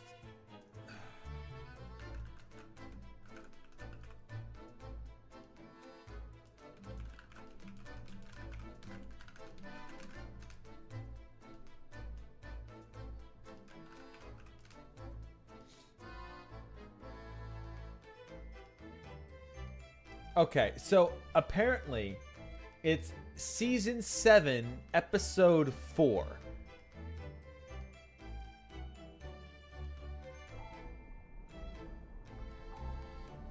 Moltar, what's our depth?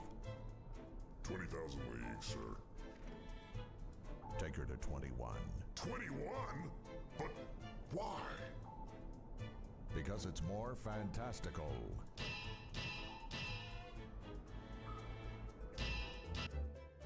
Like milk. This is so weird, isn't it? Hey, Buster. Buster, Yes. remember when I licked the back of Jack's skull? Jack? Who's Jack? Where did Jack come from? I mean Zorak. Zorak is who I licked. Wait, one second. No, wait, no, it was Brak. I've got a... No, nobody cares. Hey, let's go outside and do the show in the woods. Okay. Second. I just think this is you know, just the way the events have occurred in the last year has been really disastrous for not just people, but, you know, entertainment and, you know, many other things on the whole. And I'm not getting one good idea. I think that if we don't start Let's go back inside where the gas is. things, There we go. That's the classic line. I'm not getting one good idea.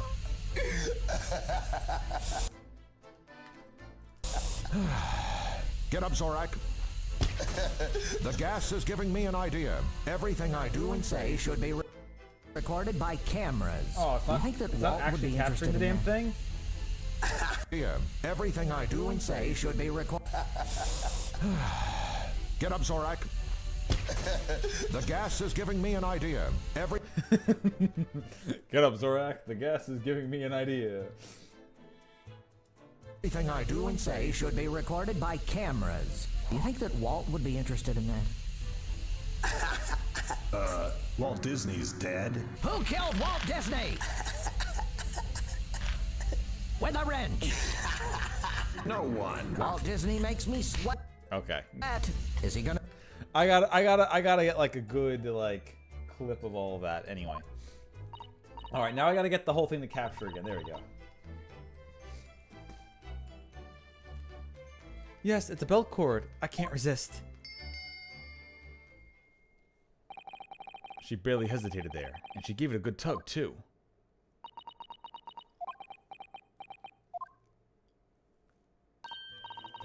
No, I didn't actually expect anyone to come. We don't want them to. We're trying to investigate in secret.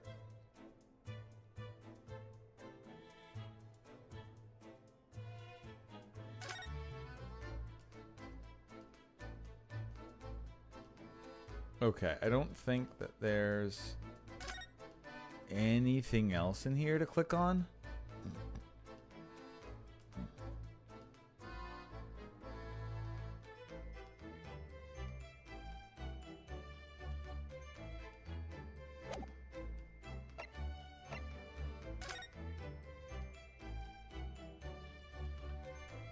So that looks pretty...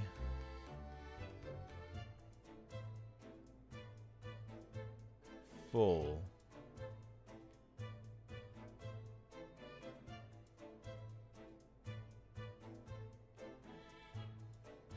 Okay.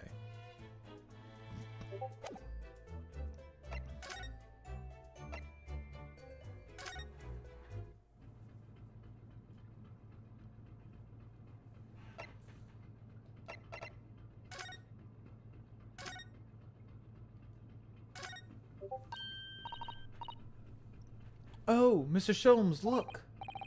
Wow, you never know where he's going to turn up next, do you? He seems to be stealing a look at something as he sings to himself.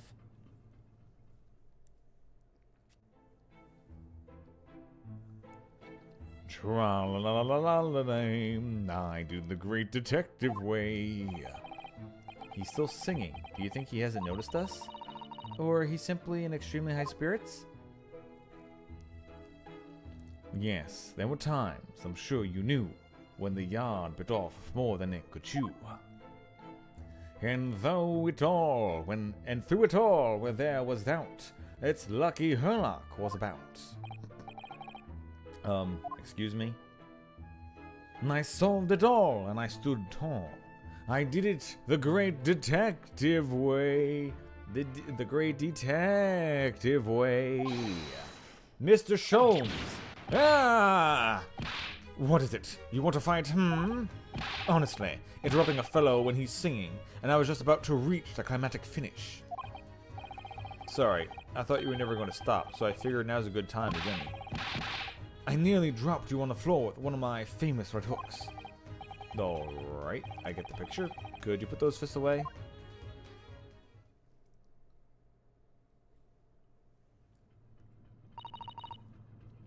Mr. Sholmes, you seem to be examining something before we interrupted you.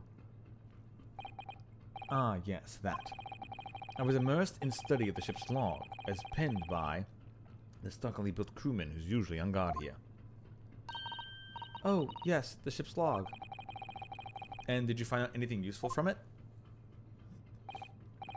Well, after 2 a.m. this morning, the majority of the entries are blank.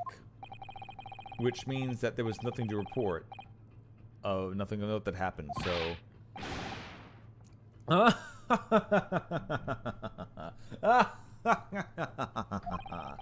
You truly are a student from the land of the rising sun. You've been utterly blinded by it. Sorry? Your logic, my boy. It is inverted. Whatever do you mean, Mr. Sholmes? Observe the other pages, and it all shall become clear. It would seem the same crewman off stands entry in this first-class passageway, and he has an utmost religious practice of recording nothing to report every half hour. Oh, he writes that every 30 minutes? Nothing to report? Precisely. Put simply, the seaman writes nothing to report when there is just that. And yet, the ship's log from last night is largely blank. He didn't even write nothing to report. Do you mean... Yes, there were circumstances afoot last night, which led to the seaman being absent from his post. What kind of circumstances? What happened? That remains a mystery for now, but we can be sure of something significant took place. So significant that it caused the seaman to forget his regular habit of scribbling nothing to report in the log. There are important details. I would stake my life on it. You must log the ship's log in your mental file. The ship's log has been entered into the court record. Now that deduction was worthy of a great detective. You're starting to understand what my way is, I see. That makes Sholmes brilliance.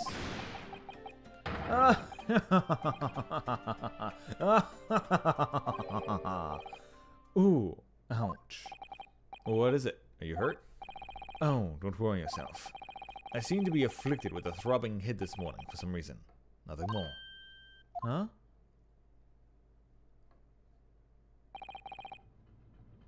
Well, my friends, until our next encounter. He's still singing to himself. I can hear him as he wanders down off the passageway.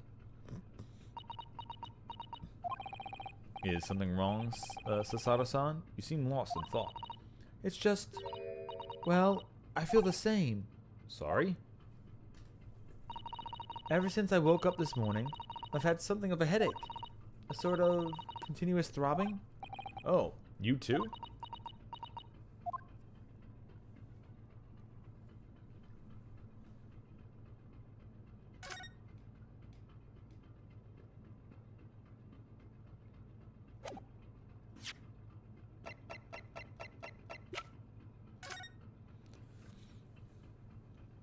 Nothing to report. At midnight, nothing to report, nothing to report, nothing to report. Then stopped exactly at 2.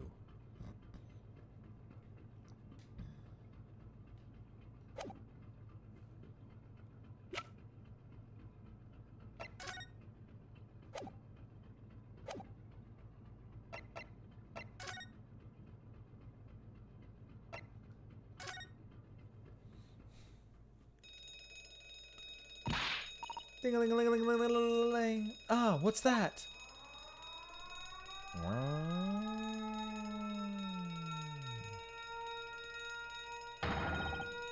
Shut down the engines immediately. Vessel sighted at a quarter-mile 4. Full stop. Hard to starboard. All hands. Brace for impact. What the? I think we're about to crash into another ship. What? I can't stand. Sada-san, hold on to me. Whoa! Whoa! Sasada-san, are you alright? Are you injured at all?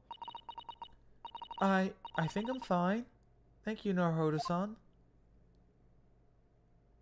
And all the books are tipped over again. Yeah, okay. Looks like we avoided a collision. I think... Yes, the ship has come to a stop. Oh my goodness.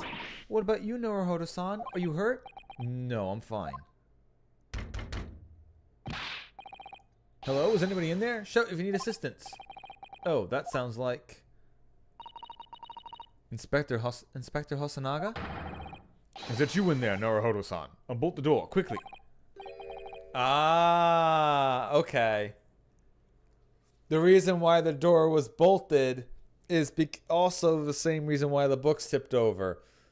The boat stops that short, the bolt just slides in place. Okay. Well, that explains the locked room mystery. What, the bolt? Look at that. The door's bolted. Did you do that, Sasato-san? No, I didn't touch it. Well, that's strange. How did... And look at all the books. They're just like they were before, again. Naruhodo-san, aren't you going to open the door and let the inspector in? I'd better tidy this place up first. No, don't do that. What are you doing? What do you mean? Why would you do that? A violent emergency stop has stopped one mystery, at least, in a very vivid way. Has solved one mystery, at least, in a very vivid way. But I know that what awaited us on the other side of the cabin would not be pleasant. I hurried around, tidying up the cabin with a new sense of foreboding in my heart. To be continued.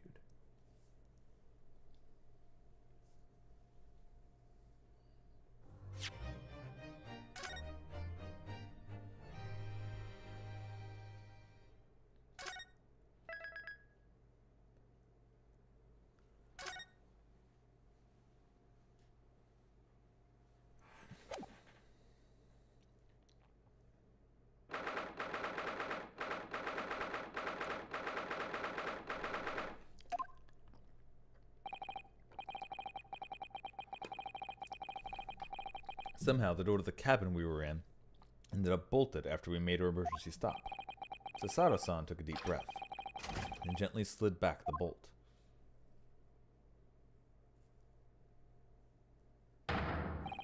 You! What are you doing in Miss Pavlova's quarters? Ah, you both looking hurt. Good. Yes, we're fine, thank you. What on earth happened? We heard something about how we were going to collide with another ship? Yes, it appears to have been a false report, though. Oh, how did that happen? There's a dense fog outside, so it's extremely difficult to see. Someone must have thought he saw a ship ahead. This person obviously triggered the alarm, and that's why we made an emergency stop. Everything is chaos. Passengers are screaming. Crew are running everywhere. This first-class area is the only quiet part of the ship at the moment. Oh, I see. Someone triggered the alarm? Does that mean that someone pressed that button outside? Ah, you, You wicked intruder, dressed all in black. You were the devil. Sorry, me? I've been called a lot of things before, but devil's a first. You opened my traveling case. How could you? What? No, we didn't touch it. That's right, Miss Pavlova. It was already open when we came into your cabin. Inspector! Yes? Arrest this man! I know he did it! He's a criminal! It's not enough that he has killed a man. Duh, and he's a stowaway as well. If Vixen promises not to steal chicken, do you believe? Take him away! He's a trespasser as well as everything else. Stowing away, trespassing, killing. She is right, you are devil. It doesn't look good, does it? There is cell below deck. Throw him in. Tomorrow we dock in Hong Kong. Then we give you straight to police. Wait, a cell? Please, Inspector Hosonaga, is there nothing you can do? This is a Russian vessel. I really have no jurisdiction here. After my last effort to appeal to the captain's good nature, I think I'm out of options. This is terrible. This is a real crisis. I've got to find a solution. Immediately.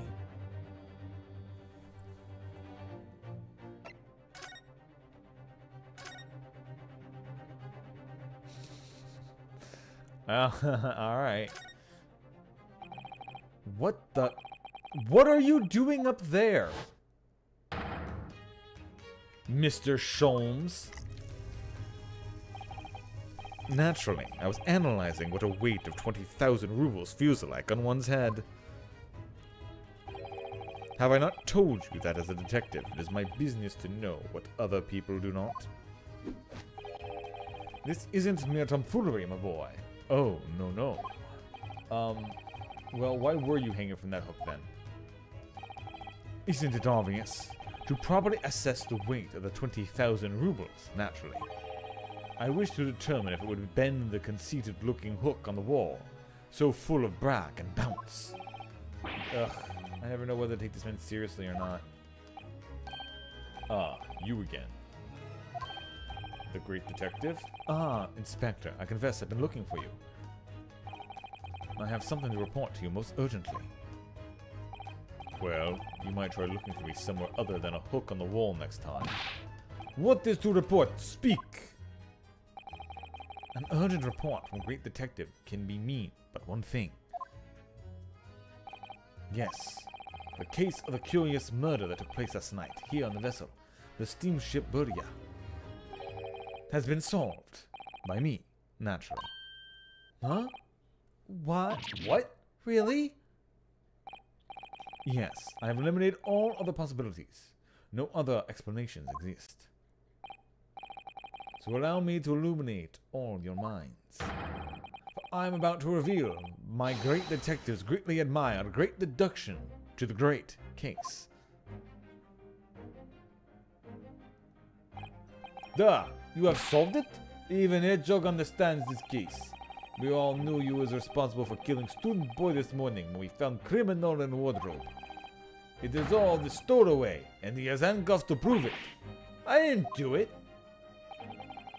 This trouble is, there doesn't appear to be anyone else who could have killed the victim.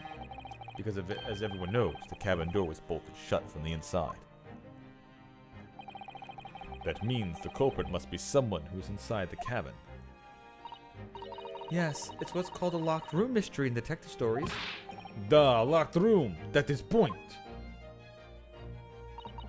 The room was locked? Well, I can't deny that. There's no way the bolt could have been drawn across from outside the cabin.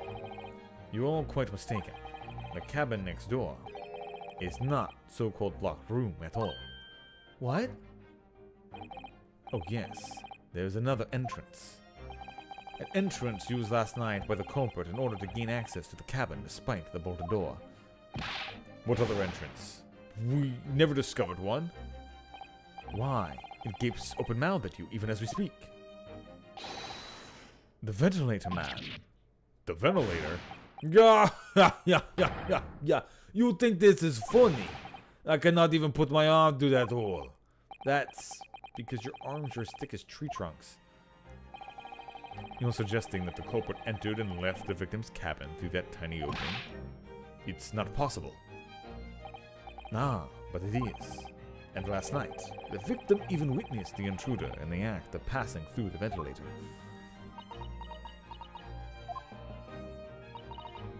Mr. Sholmes, do you mean? You're referring to the words Kazuma-sama wrote in his diary? 123, I can hear a faint whistling sound. And 135, it looks like some sort of speckled band is dangling from the ventilator? Precisely, my dear madam. But what does it mean? What does this speckled band? The answer to that particular conundrum is in this very cabin.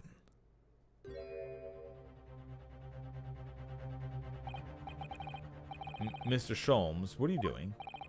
There's a distinct element of danger, but fear not, I am ready. What I am about to expose for you all, will shake you to your cores. Behold! Yo! Oh, what is the...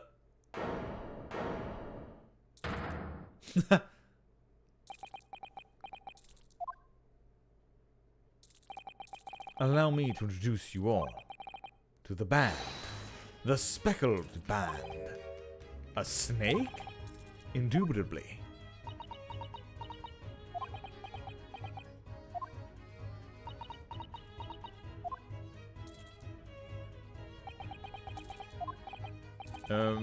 Mr. Sholmes, just one thing. Pray, what troubles you? Well, that snake isn't really speckled, is it? Looks more stripy, wouldn't you say? It's a banded band. Oh, I guess you could say that it's the scales that are speckled, I guess. I don't know. Yes, you're right. I think in this case, you'd have to call it the striped band, wouldn't you?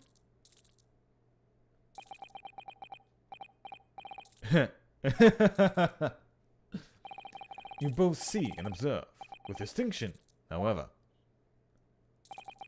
Do you not think that it is precisely the trap into which the culprit wishes you to fall?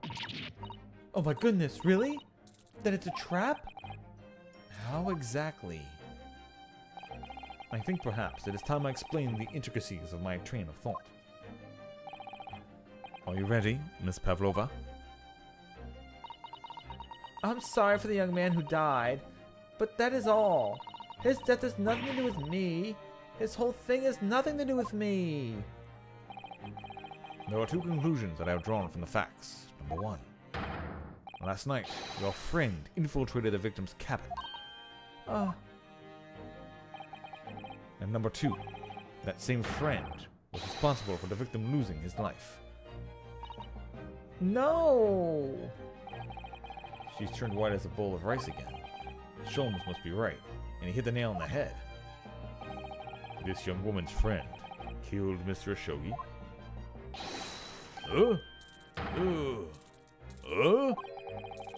It looks like he can't speak with that snake coiled around his head. I would advise as little movement as possible, Seaman. You wouldn't want the fangs of a long friend of yours in your neck. So everyone, let us. It's obviously not poisonous. The only way it would work is if it was like a constrictor and it squeezed him to death, and that's why his spine was broken. Like that, I could maybe get, but Herlock Sholmes is proud to present his logic and reasoning spectacular.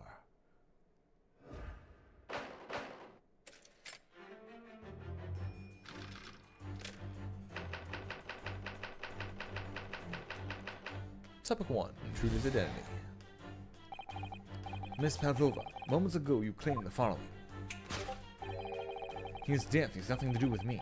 This whole thing has nothing to do with me. Yet you cannot deceive yourself. Yes, when you recall those horrid events, your aching heart smarts with pain.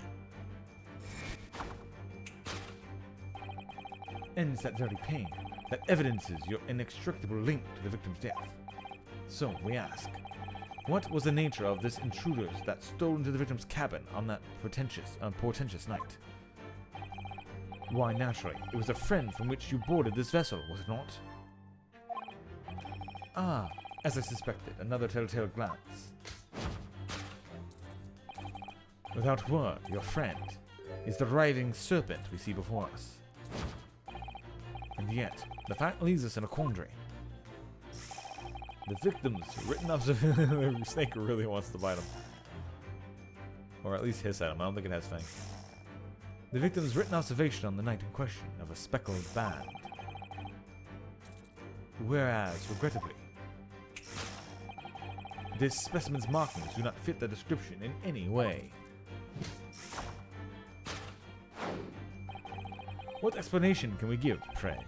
What was this sight that fell upon the victim's eyes last night? No, don't look at me. This has nothing to do with... I don't have anything to do with any of this. Oh, but it does. You have the answer to this quandary even now, hidden behind your back. Yes, that which you are trying, but failing to conceal, can only be the snake's soft skin. Evidently, after the subtle and horrible crime, the most deadly friend of yours shed its original skin, no? I don't know what you're talking about. Last night, through the ventilator visible in his cabin, your then speckled friend slithered next door. Using the bell cord on the other side of the bridge, the serpent silently descended into the victim's quarters. In the dim light, it appears the young gentleman who was about to lose his life as the speckled band. In summary, the nature of this friend of yours, which last night infiltrated the scene of the crime, is a rare breed of snake whose marking change each time it sloughs its skin. A snake so dreadful, we can only imagine it would be found in the deepest depths of India.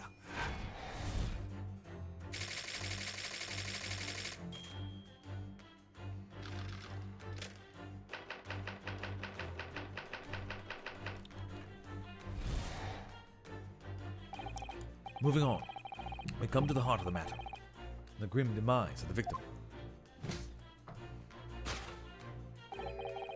How did this young man lose his life, and why? According to the data of which I have been apprised, it would appear that there were no visible signs of injury.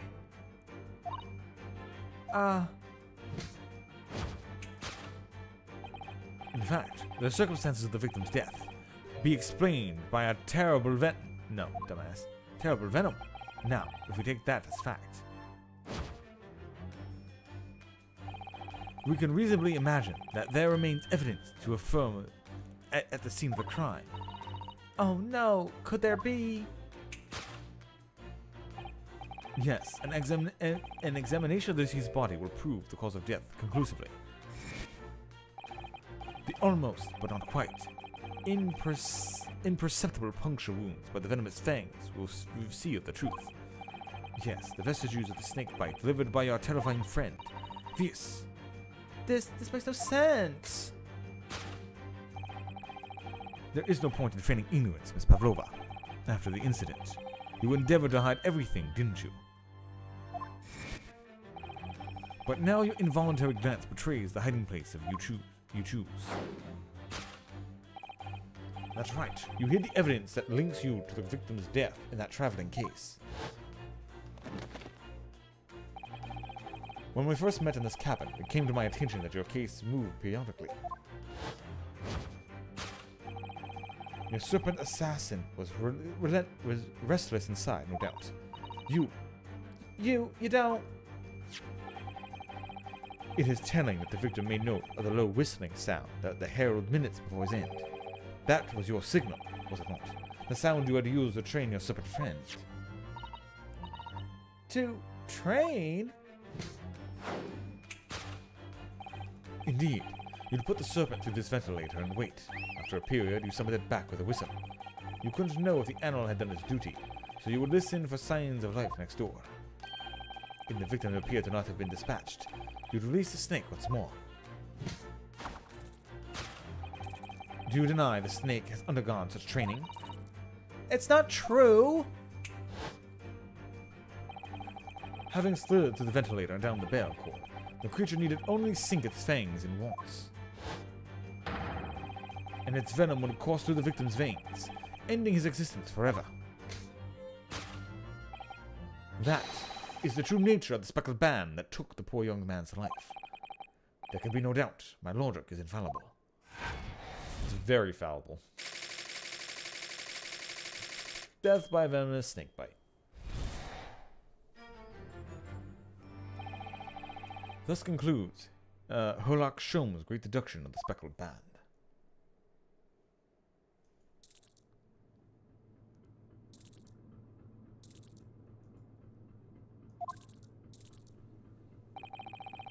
Miss Pavlova has trained her pet snake as a killing machine. There on the floor, you will observe a saucer of milk. The promise of food is the key to training any creature. Incredible. You solved the mystery. Amazing. Your great deduction really lives up to its name. I see now why Herlock Sholmes has become such a household name. My dear man, it was nothing remarkable. As the Russians say, I could have done it with one left hand. You mean I could have done it with one? I mean, we all. Damn, who here could not do it with only one left hand? I know many people with two of them, and even they would struggle. Could I venture an option, Mr. Sholmes? But of course. What's on your mind? It's just about your deductions before. Some things don't quite make sense to me. I welcome questions into my method, and will answer both loudly and proudly. Oh, well, good. First of all, snakes are egg-laying creatures, part of the reptile family. You are well informed, madam. And reptiles, don't drink milk. Ah. It's really only mammals that like to drink milk, you see. So, I'm not sure it would be possible to train a snake using milk as a reward. No matter. No doubt Miss Pavlova used some other treat to encourage her pet to do her bidding. Milk was merely an example. The logic holds. Well, there's something else. Snakes have no ears. Ah.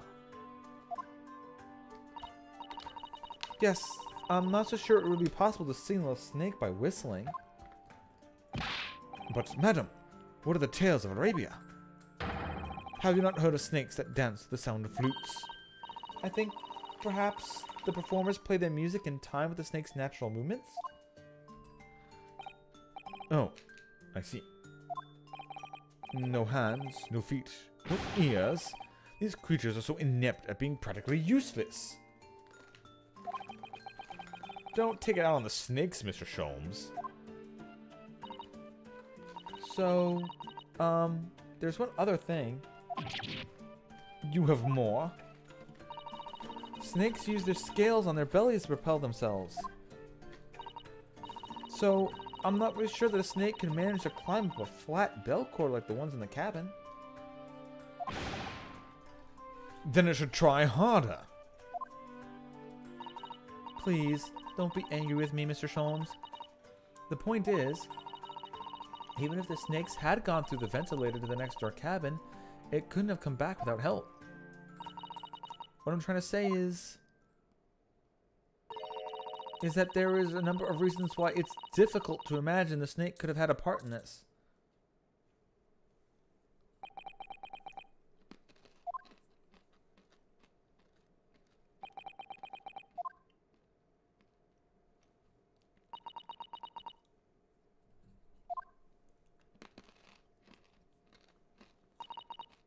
I think we need to step in and help again, Mr. Naruhodo. Oh no, you don't mean... Yes, we need to modify Mr. Sholmes' latest deductions and turn them into the great ones they ought to be. I had a feeling this was coming. Alright, let's give it a try. That's just what I was waiting for, Mr. Naruhodo.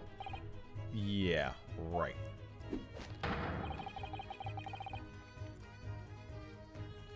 So cast your eyes down to your wrists again. What? You've done it again!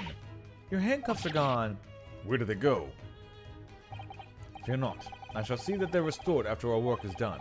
I really wish you'd leave them off. Now, everyone, let us begin. Herlock Sholmes is proud to present his logic and reasonings particular. Edited. Course correction. Hold it, Mr. Sholmes.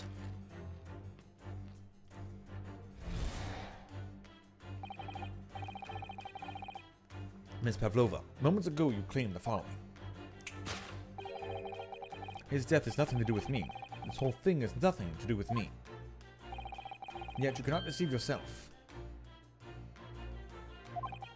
Yes, when you recall those horrid events, your aching heart smarts with pain. She does have a pain expression on her face. Yes, that's true. She looks as though Kazuma-sama's death is weighing heavily on her mind. But you're not sure Mr. Sholmes has read her quite correctly, is that it? Could there be some other way to interpret her expression then? Let's take a moment and really look closely at Miss Pavlova.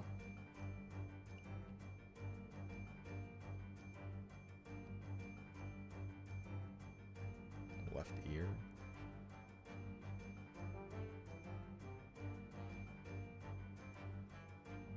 Aching heart.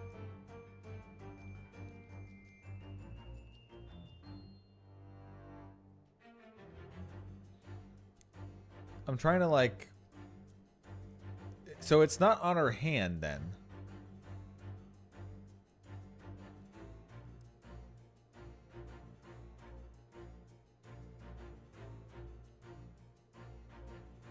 Oh, there it is. Okay, I see it.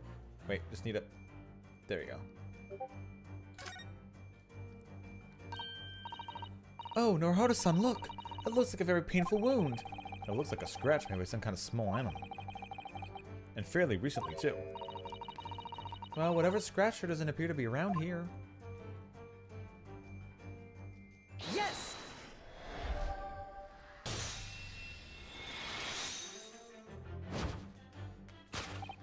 Yes, when you recall those horrid events, the claw scratch smarts with pain. Indeed, a simple observation reveals that the wound is fresh. Miss Pavlova, did you in fact receive that scratch sometime last night?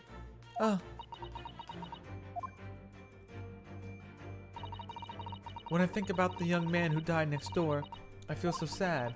And when I am sad, the pain from this wound is worse. And it is that very pain that evidences your inextricable link to the victim's death. So, we ask, what was the nature of this intruder that stole into the victim's cabin on that portentous night? Why, naturally, it was the friend from which you boarded this vessel, was it not? Ah, as I suspected, another telltale glance. Without doubt, your friend is the writhing serpent we see before us. And it seems likely that the scratch mark on the back of Miss Pavlova's hand was made by this friend of hers, doesn't it? Except... snakes don't have claws, do they? No, they don't. They don't even have hands or feet of which claws might grow. Well then, if that snake isn't her pet, what is? What's the true identity of this friend of hers? We should follow her gaze, Naruhodo-san. That's where we'll find the answer. She's got a, what, a mouse?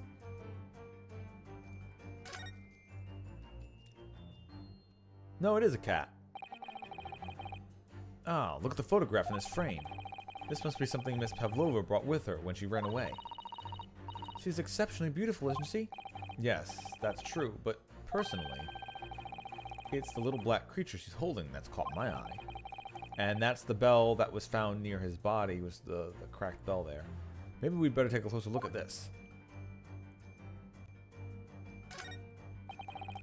Look at the little cat Miss Pavlova's cuddling here. Oh, what a cute little kitten. It could vie with you, couldn't it, Naruhodo-san? For the blackest outfit? Huh, a black kitten. And from the look of this picture, at least, Miss Pavlova seems very attached to it. Yes!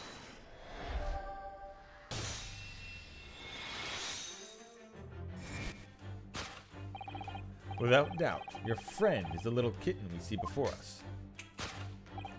Yes, the scratch on the back of your hand makes it abundantly clear. Oh no. The whereabouts of this black kitten isn't clear, but what is clear is that you brought the animal with you when you ran away, didn't you?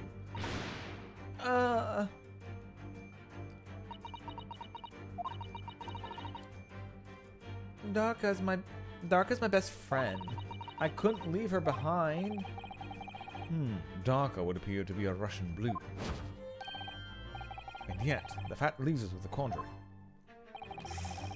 The victim's written observations on this night in question tell of a speckled band. Whereas, regrettably,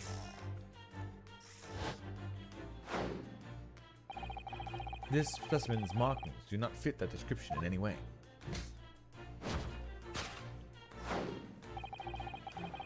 What explanation can we then give, pray? What was this sight that fell upon the victim's eyes last night?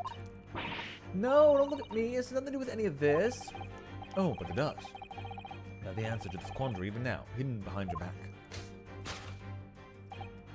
Yes, that which you are trying but failing to conceal can only be the snake's soft skin, and then no, it's the scarf.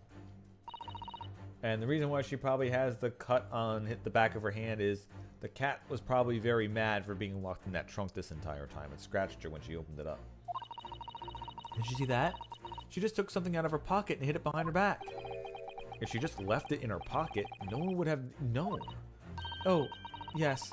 Ploys like that are Mr. Sholmes' specialty. He's ever so cleverly forced her to reveal something. I thought deduction was his specialty. Or maybe making me believe that was a ploy too? Anyway, I find it hard to believe that the skin of a snake. In which case, just what is Miss Pavlova hiding behind her back?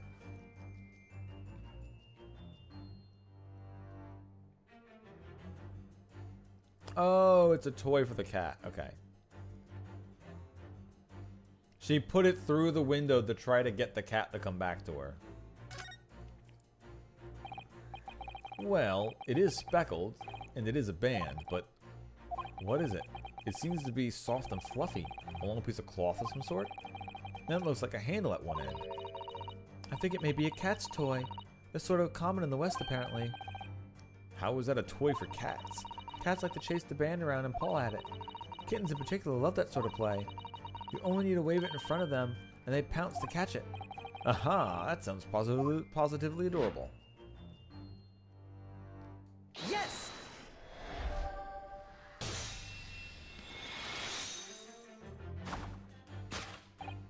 Yes.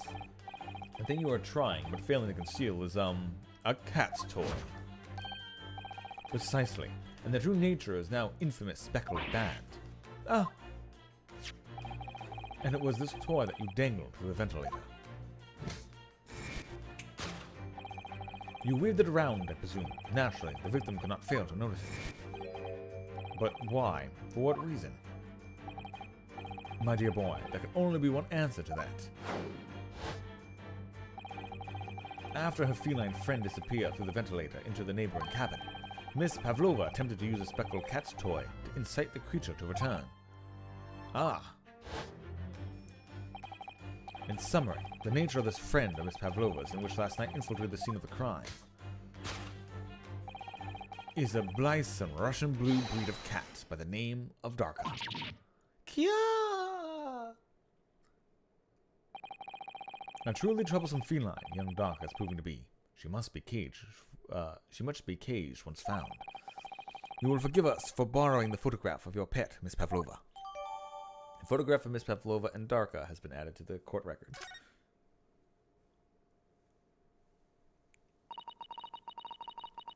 It was after I gave her food last night. That's when it happened. She scratched the back of my hand and then ran up the bell cord. Before I could do anything, she had disappeared through the ventilator.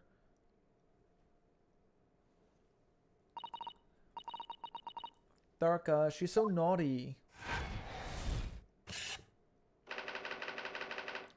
beloved kitten.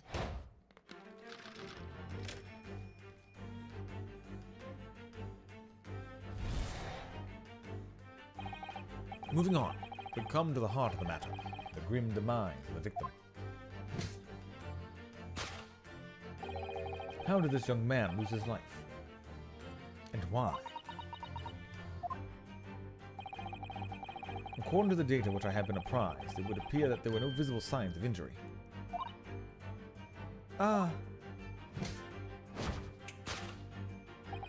In fact, the circumstances of the victim's death to be explained by a terrible venom.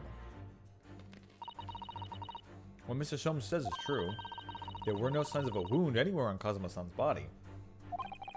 Fatal allergy to cats. It's like, I've never seen a cat before. What is this? Achoo! Oh, I sneezed so hard I broke my own back. That's right. But Mr. Sholmes seems to be unaware of one very important detail. Kazuma wasn't poisoned. Yes, it would seem so. Let's give him the information he's missing now. Yes!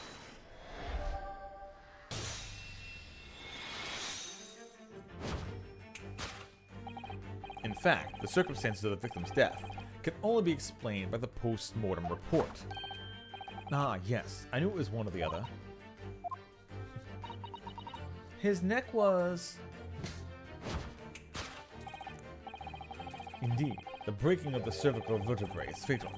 Only that Goliath would be strong enough to survive that. Sergeant Stroganoff isn't some immortal freak, you know. The jury is out. Anyway, we'll have a good authority that the victim's neck was broken. Now, if we take that as fact, we can reasonably imagine that there remains evidence to affirm that the scene of the crime.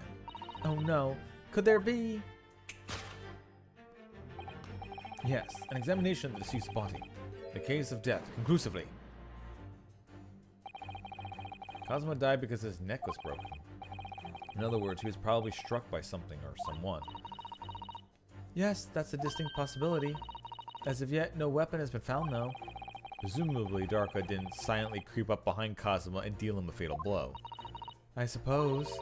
It's possible that he had a fall and hit the ground awkwardly. It could have been a terrible act of misfortune that he broke his neck completely by accident. Oh yes, a bad fall could explain it. It's rather hard to believe of Kazuma-sama, though. He wasn't a clumsy man. Well, we need to fix the deduction somehow. Is there anything in the scene that could explain what happened?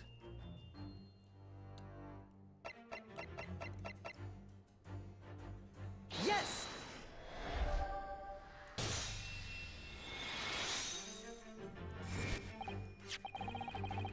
Yes, an examination of the mark on the floor will prove the cause of death conclusively.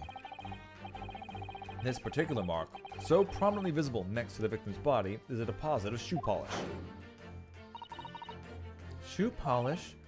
Indeed, positively identified by a little analysis device I constructed, which I carry now as a matter of course. Beeswax, tallow, and dye were my results, the undeniable ingredients of shoe polish. And the color of the polish is a perfect match to the color of Mr. Shogi's lace leather shoes. Looking at this mark, it's not hard to imagine what happened. For some reason, Mr. Shogi must have caught his foot on that point on the floor and tripped. Please, no! And, by some dreadful turn of misfortune, caught his neck against some immovable object as he fell to the floor. Suffering a fatal blow to the spine, the victim's vertebrae shattered, and that instant he lost his life. No! I don't know. I don't know anything about this. Is that really true, Miss Pavlova? What about the evidence left at the scene where Mr. Shogi lost his life? Yes, the facts are clear as day to me. Well, no, instantly lost the voice again. You even did the wrong one. Yes, the facts are as clear as day to me. You did all you could to conceal the incriminating evidence. But now your involuntary gaze betrays your hiding place you choose. That's right. You have the evidence that links you to the victim's death in the traveling case. I don't believe it. Cosmo-sama merely tripped over and now he's no more? It can't be true. I refuse to accept it. I know it's hard to believe, but the mark on the floor does seem to suggest what happened. But... And if this part of Mr. Sholmes' abduction is right, Miss Pavlova is trying to hide some evidence that would prove it. Here in this cabin, somewhere in the direction that she just cast her eyes. Where, I wonder? Let's have a good look around. The answer must be here somewhere.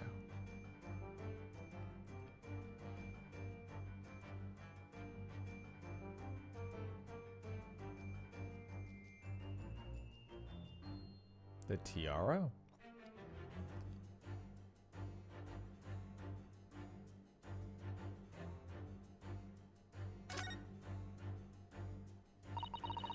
This is a waste paper basket. Perhaps all the first-class cabins have them. But Miss Pavlova only started occupying this cabin late last night. Presumably there's not much rubbish in there yet. Oh, what's that? It's a broken piece of glass, isn't it? Yes, it is. And I feel like I've seen it somewhere before. If it looks familiar, perhaps it's more than your mind simply playing tricks on you. Yes!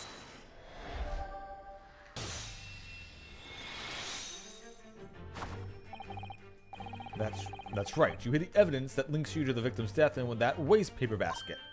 Ah. Then we have a fragment of some intricate glass object, it would seem. One that has a familiar air, in fact. Precisely. We found another piece of broken glass on the floor in Mr. Shogi's cabin. And as you can see, the two pieces fit together perfectly. Oh no. So, Miss Pavlova, shall we consider what this tells us? Why would it be the part of this glass object, which was entirely evidently broken at the scene of the victim's death, should be found in the waste paper basket in your cabin? Yeah. You're well acquainted with the glass bell, are you not? I don't know. In that hushed Russian accent in your... Oh, I don't know. In that hushed Russian accent of yours won't save you this time, dear girl. Why? Because we have conclusive evidence linking you to the bell in question. What? Take it away, Mr. Naruhodo. Yeah. The evidence linking Miss Pavlova and the little glass bell, that would be...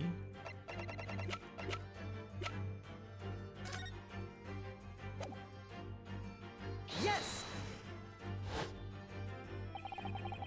If you look at this photograph, look at this, every time it makes me, you can clearly see me laughing.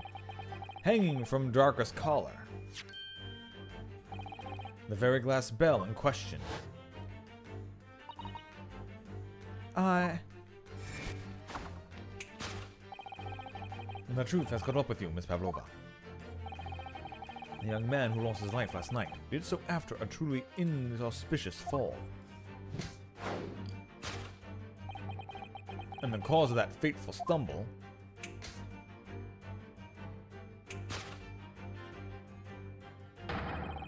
your absent feline friend, Darka.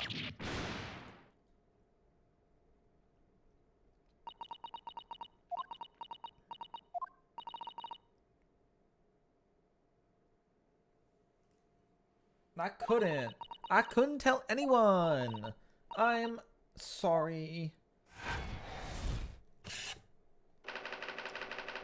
Death by tripping over a cat. He really was warped, huh? If that's the actual answer, I'll laugh my ass off, but I don't think that's the actual answer.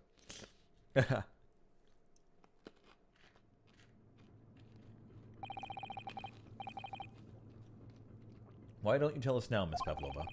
Tell us exactly what happened that last night. It was a little after 1 in the morning. It was so late, but I hadn't had time to feed Darka, so I gave her some food. And then, all of a sudden, she scratched me and jumped out of my hands. People do say that cats become very anxious and nervous in new environments. She was so fat, she disappeared through the ventilator before I could stop her. And that is how you acquired the rather nasty wound on the back of your hand, I take it. Yes. And I had to read the rules on the wall. I knew that I was not allowed Darka with me. Yes, modern science suggests that animals can carry infectious diseases. It's precaution, really. So I listened and listened, trying to hear if there was some noise in the next cabin.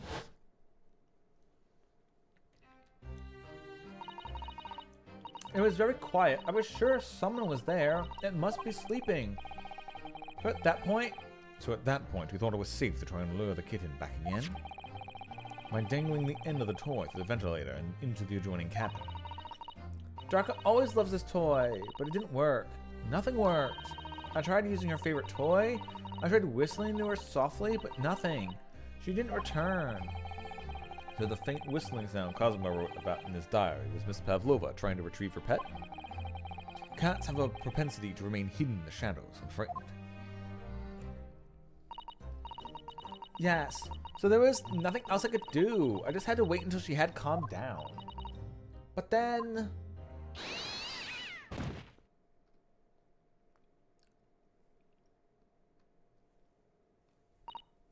I nearly passed out with shock. I heard her cry out, and then, oh, it was such a dreadful bang. Then afterwards, nothing. It was totally silent. Cosmo was...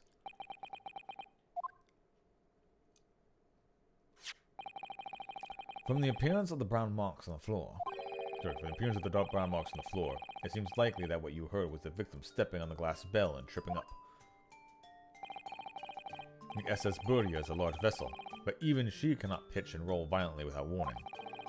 If Mr. Ashogi was already off balance as a result of the ship lurching when the kitten got under his feet, the combination of misfortune factors could easily have caused him to fall over. But what became of the kitten afterwards?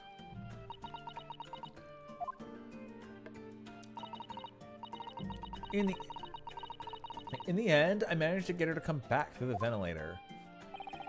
Yet Darka is nowhere to be seen. I must have forgotten to lock my case. And now she's disappeared again. Gracious, that cat is insufferably restless as I am. Well, he knows something about himself at least. When I woke him this morning, I heard that a young man in the cabin next to mine had died. But I couldn't bring myself to tell anyone what had happened. I was too scared. Scared that they would send me back. Yeah, the guy in the room next to you accidentally tripped over your cat. You murderer. Oh, hold on a minute. What about the snake? Alright, where is it? If the snake isn't your friend, Miss Pavlova, then who is it? And where did it come from? What on earth is such a dangerous creature doing on board this ship? Oh, I didn't say. Snake is my friend. His name is, Pirosco?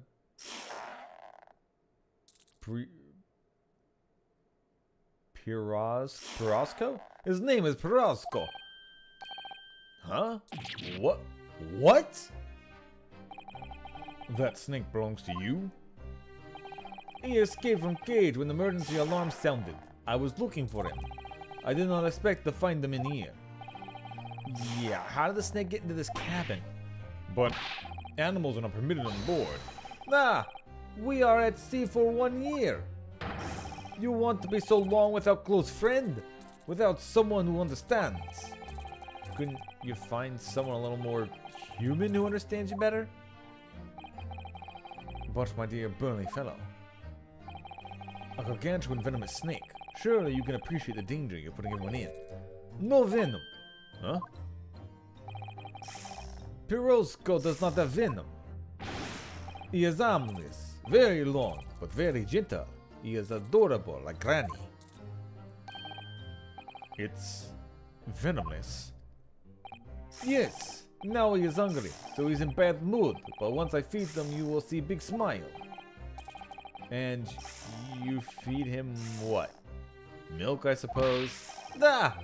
Like they say, like milk chickens? Ridiculous. Snakes that drink milk are only in stupid stories. Perezoka eats mouses. Big, fat, round mouses. Ah. Oh, so is that what the mousetrap in the passageway out there is for? Of course.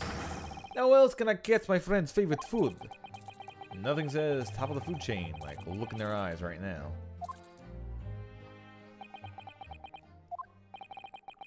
It refuses to drink milk. It can't hear a whistle. It can't climb up a bell cord, and it's not even venomous.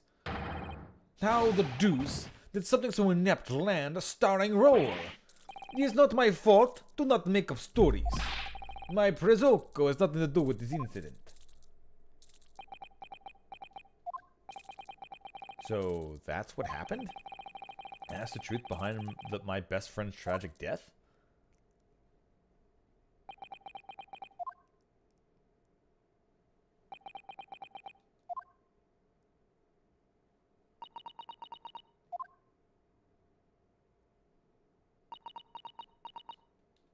I mean, we clearly know there's more.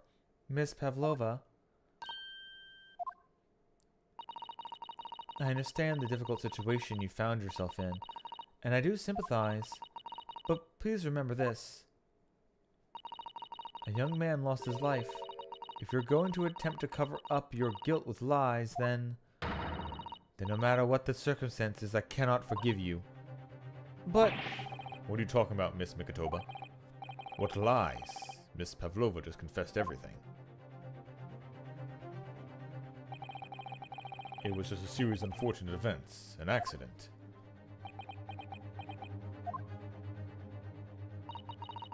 I'm no great detective like Mr. Sholmes. I don't have a gift for knowing the truth. But even I can see that was not the truth. Don't you agree, Mr. Naruhodo? To be perfectly honest, yes. There's a discrepancy in Miss Pavlova's story, I'm sure of it. I just can't quite put my finger on it.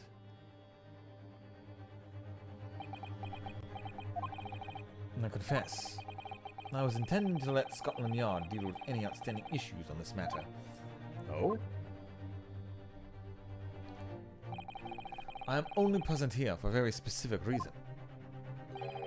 The truth is, you, Mr. Naruhodo, are simply a distraction.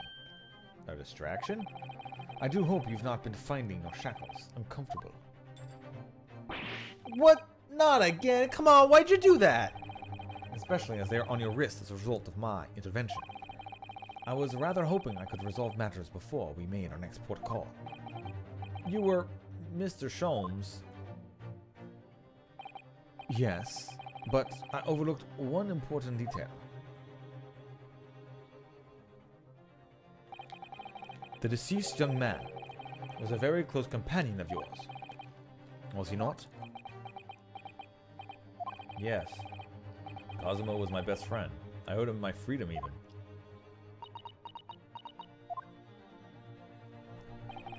In that case, we must follow this to its conclusion. No further distractions. You must uncover the real truth here, Mr. Naruhodo. Yes. Whatever that may be. The key to this is in the discrepancy in Miss Pavlova's story, I'm sure. If I can chase that down, maybe the truth will become clear. The truth about how you really died, and how that scene in your cabin really came to be. Alright, I'll see what I can do. Excellent. Thank you, Mr. Naruhodo. So then, shall we begin? Yes. What we should ponder first is the victim who lost his life in a cabin that was bolted shut from the inside.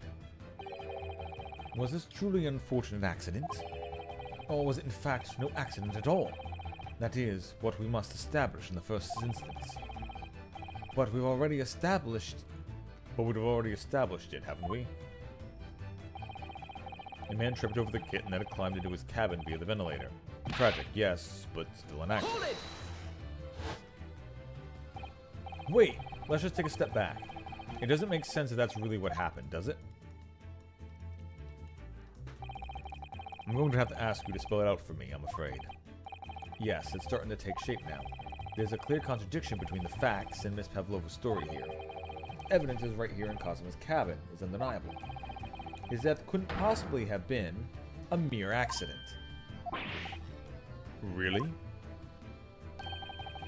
Let us show our hand, Mr. Naruhodo. Time to present the evidence. The evidence that proves unequivocally that the victim's death was no mere accident. Okay, so I don't know where exactly they want to go with this one, right? Like, the fact that he was laying on his front couldn't have meant, like, if he fell forward and broke his back and died, that wouldn't have happened. He fell forward because he was laying on his front. We've got, and there's also, he had time to write something with his hand. Or somebody else wrote that with his hand after he died. So it's either this picture.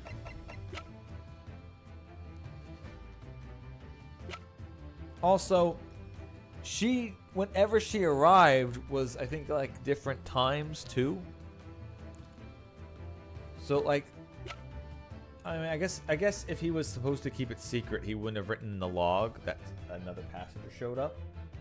I don't know. I don't think it's this, is it? No.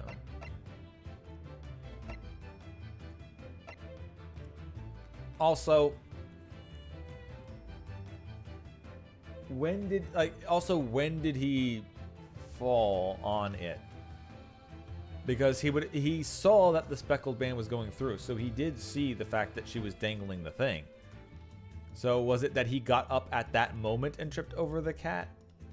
I don't honestly know which particular evidence they want me to show.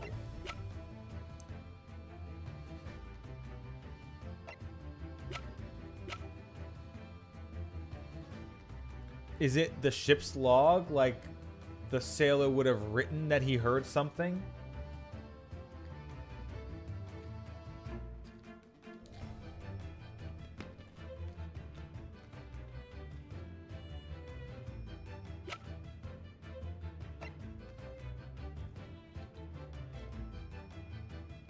And there was no trace of external injury?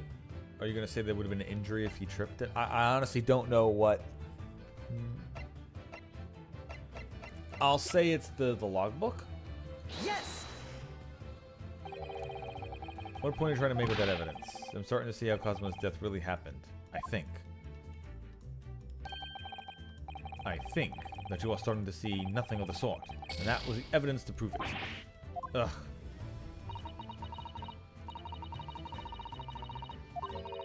Either the absence of something that would expect to find at the scene of an accident, or the presence of something you wouldn't.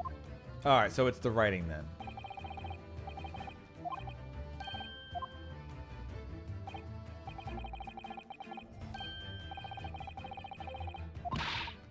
Yeah, okay. We can stop with the... Yes, I get it. Pick better, yeah.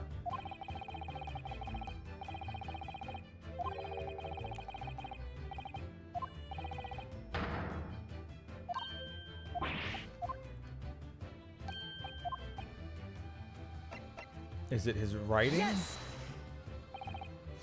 The truth is clearly recorded in this photographic print. It is this, okay. There is no way that Mr. Sogi could have left this message on the floor. That script. It's Russian, isn't it? Indeed it is. The word written means wardrobe. I see what you mean. Most people would leave a dying message in their native language. Japanese in this case. But maybe he was studying Russian. It's a simple language. He could have picked it up very fast. That doesn't seem likely. That's actually not the point. It makes no difference whether he knew Russian or not. Sorry, what do you mean? Exactly what I said before. There's no way that Mr. Sogi could have left this message on the floor. and that means why, is clearly explained here. Damage to the cervical vertebrae resulting in instant death. Instant death. No. Which means, after the victim fell to the floor, he couldn't possibly have written anything, because he was already dead.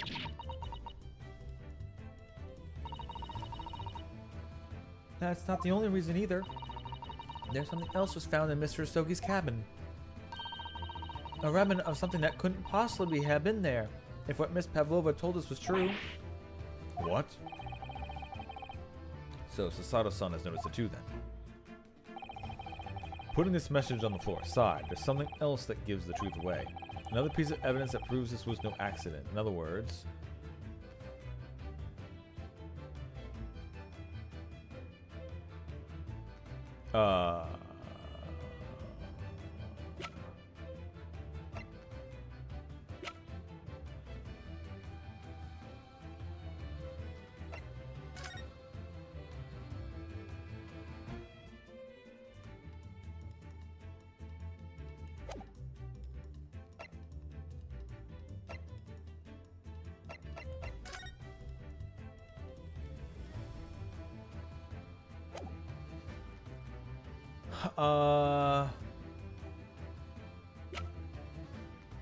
I don't know what they're going with this one.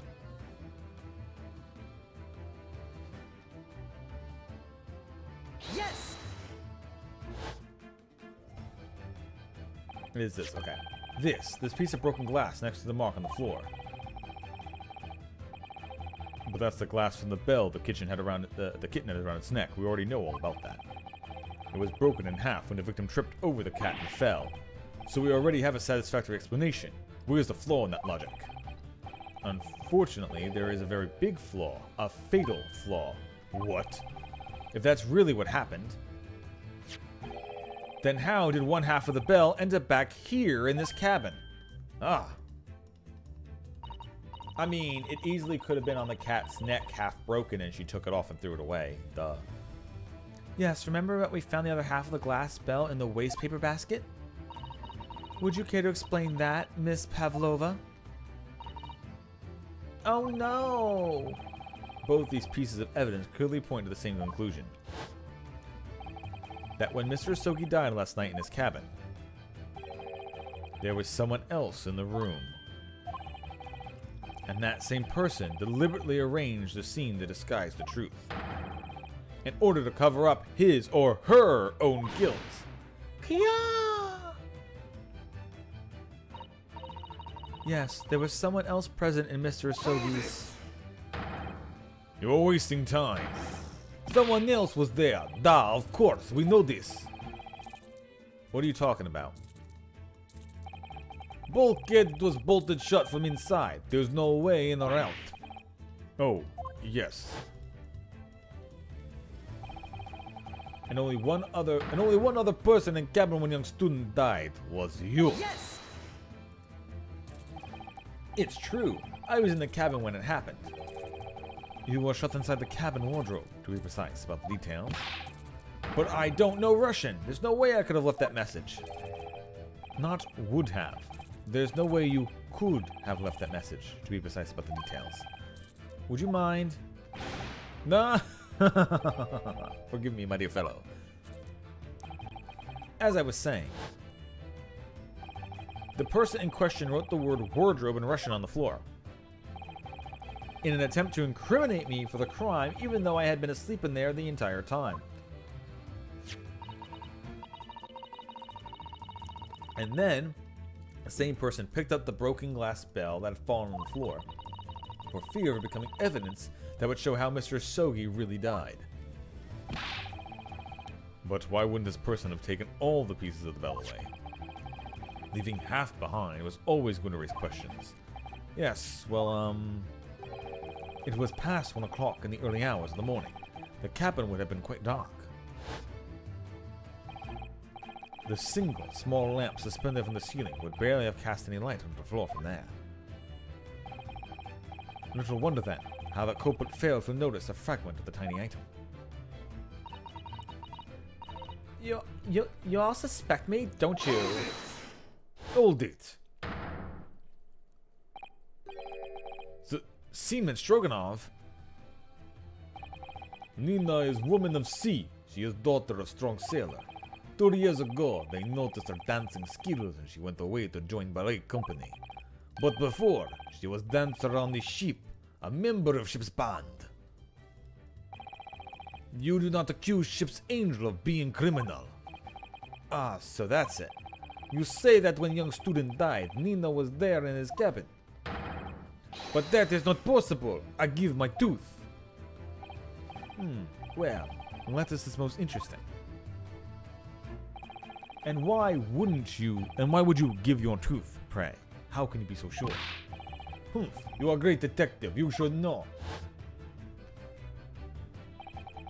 Look through the eyes. Cabin bulkhead was bolted from inside. Nobody could go into cabin. Not Nina, not anyone. Or you want to tell me that killer can walk through locked doors? Niet, it's impossible. She's right. But wait, I've read about this in detective stories. People often tie thread around door latches so they can open and close them from the outside. Thread? Are you stupid? These bulkheads are not bond doors. Certainly not. It's all watertight doors, as one would expect to find in any modern steamship. Constructed of heavy steel, with not a gap in sight. No threads, no needles or magnets could have been used. No, of course not. I thought so too. But Mr. Norohoda suggested it earlier, so... Cesaro-san, how could you shift the blame on the meal like that? So Seaman Stroganov has a valid point. The cabin door couldn't have been bolted shut from the outside. Not necessarily. What? I put it to you that I could bolt this cabin door without laying a finger on it. Huh? And in this very cabin, we can see the traces of the method that have been used before. I don't believe it. Well, Mr. Norohodo, I believe you know what I mean, don't you? A way to shut the bolt of the cabin door from the outside.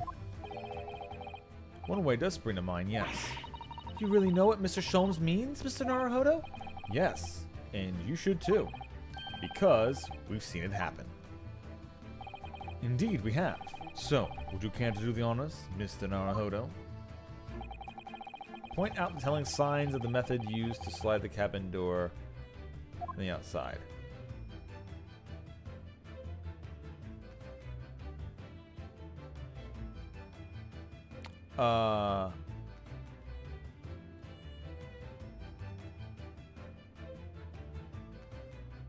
Can I leave?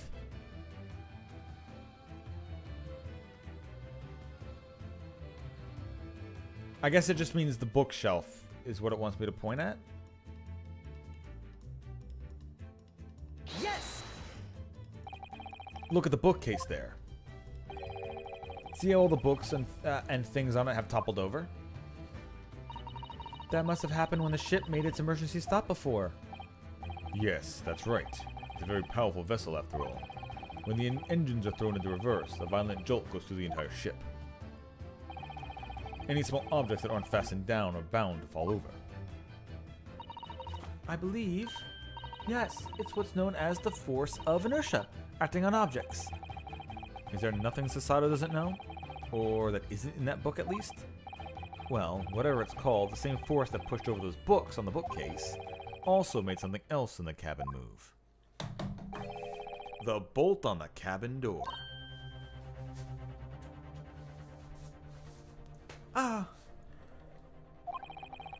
It was very obvious after the emergency stop that the ship made earlier.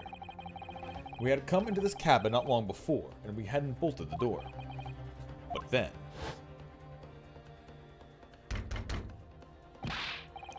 Hello, is anybody in there? Shout if you need assistance. Oh, that sounds like... Inspector Hosanaga. Oh yes. That's it.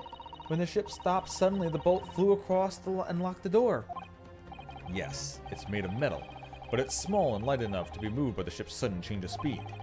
Or the force of an inertia, if you want to call it that. Or are you trying to say that last night, after Mr. Asogi was killed.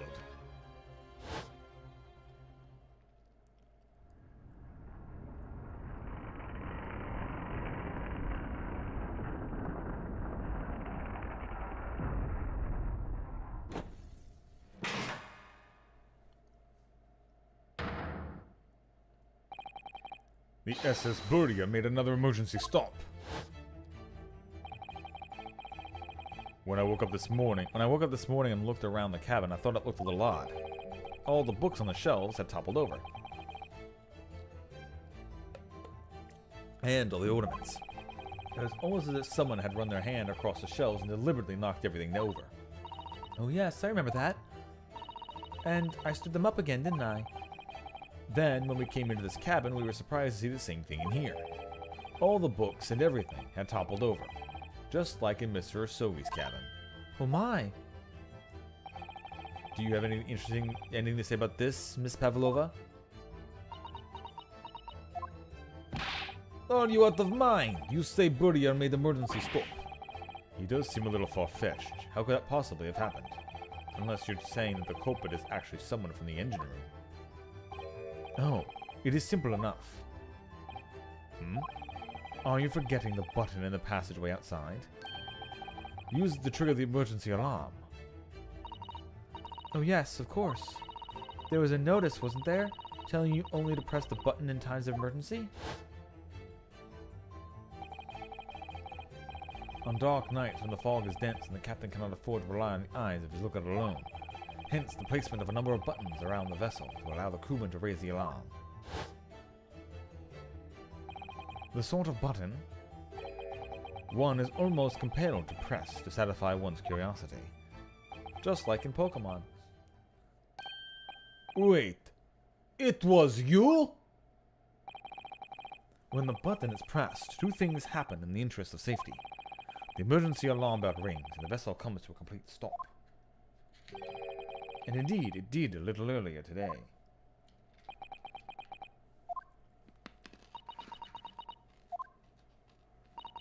Mr. Sholmes, surely it wasn't you who... As I always say, a button has but one purpose in life. To be pressed, whatever the occasion. He sounds almost proud of himself. How dare you mess with ship! I report you to Captain.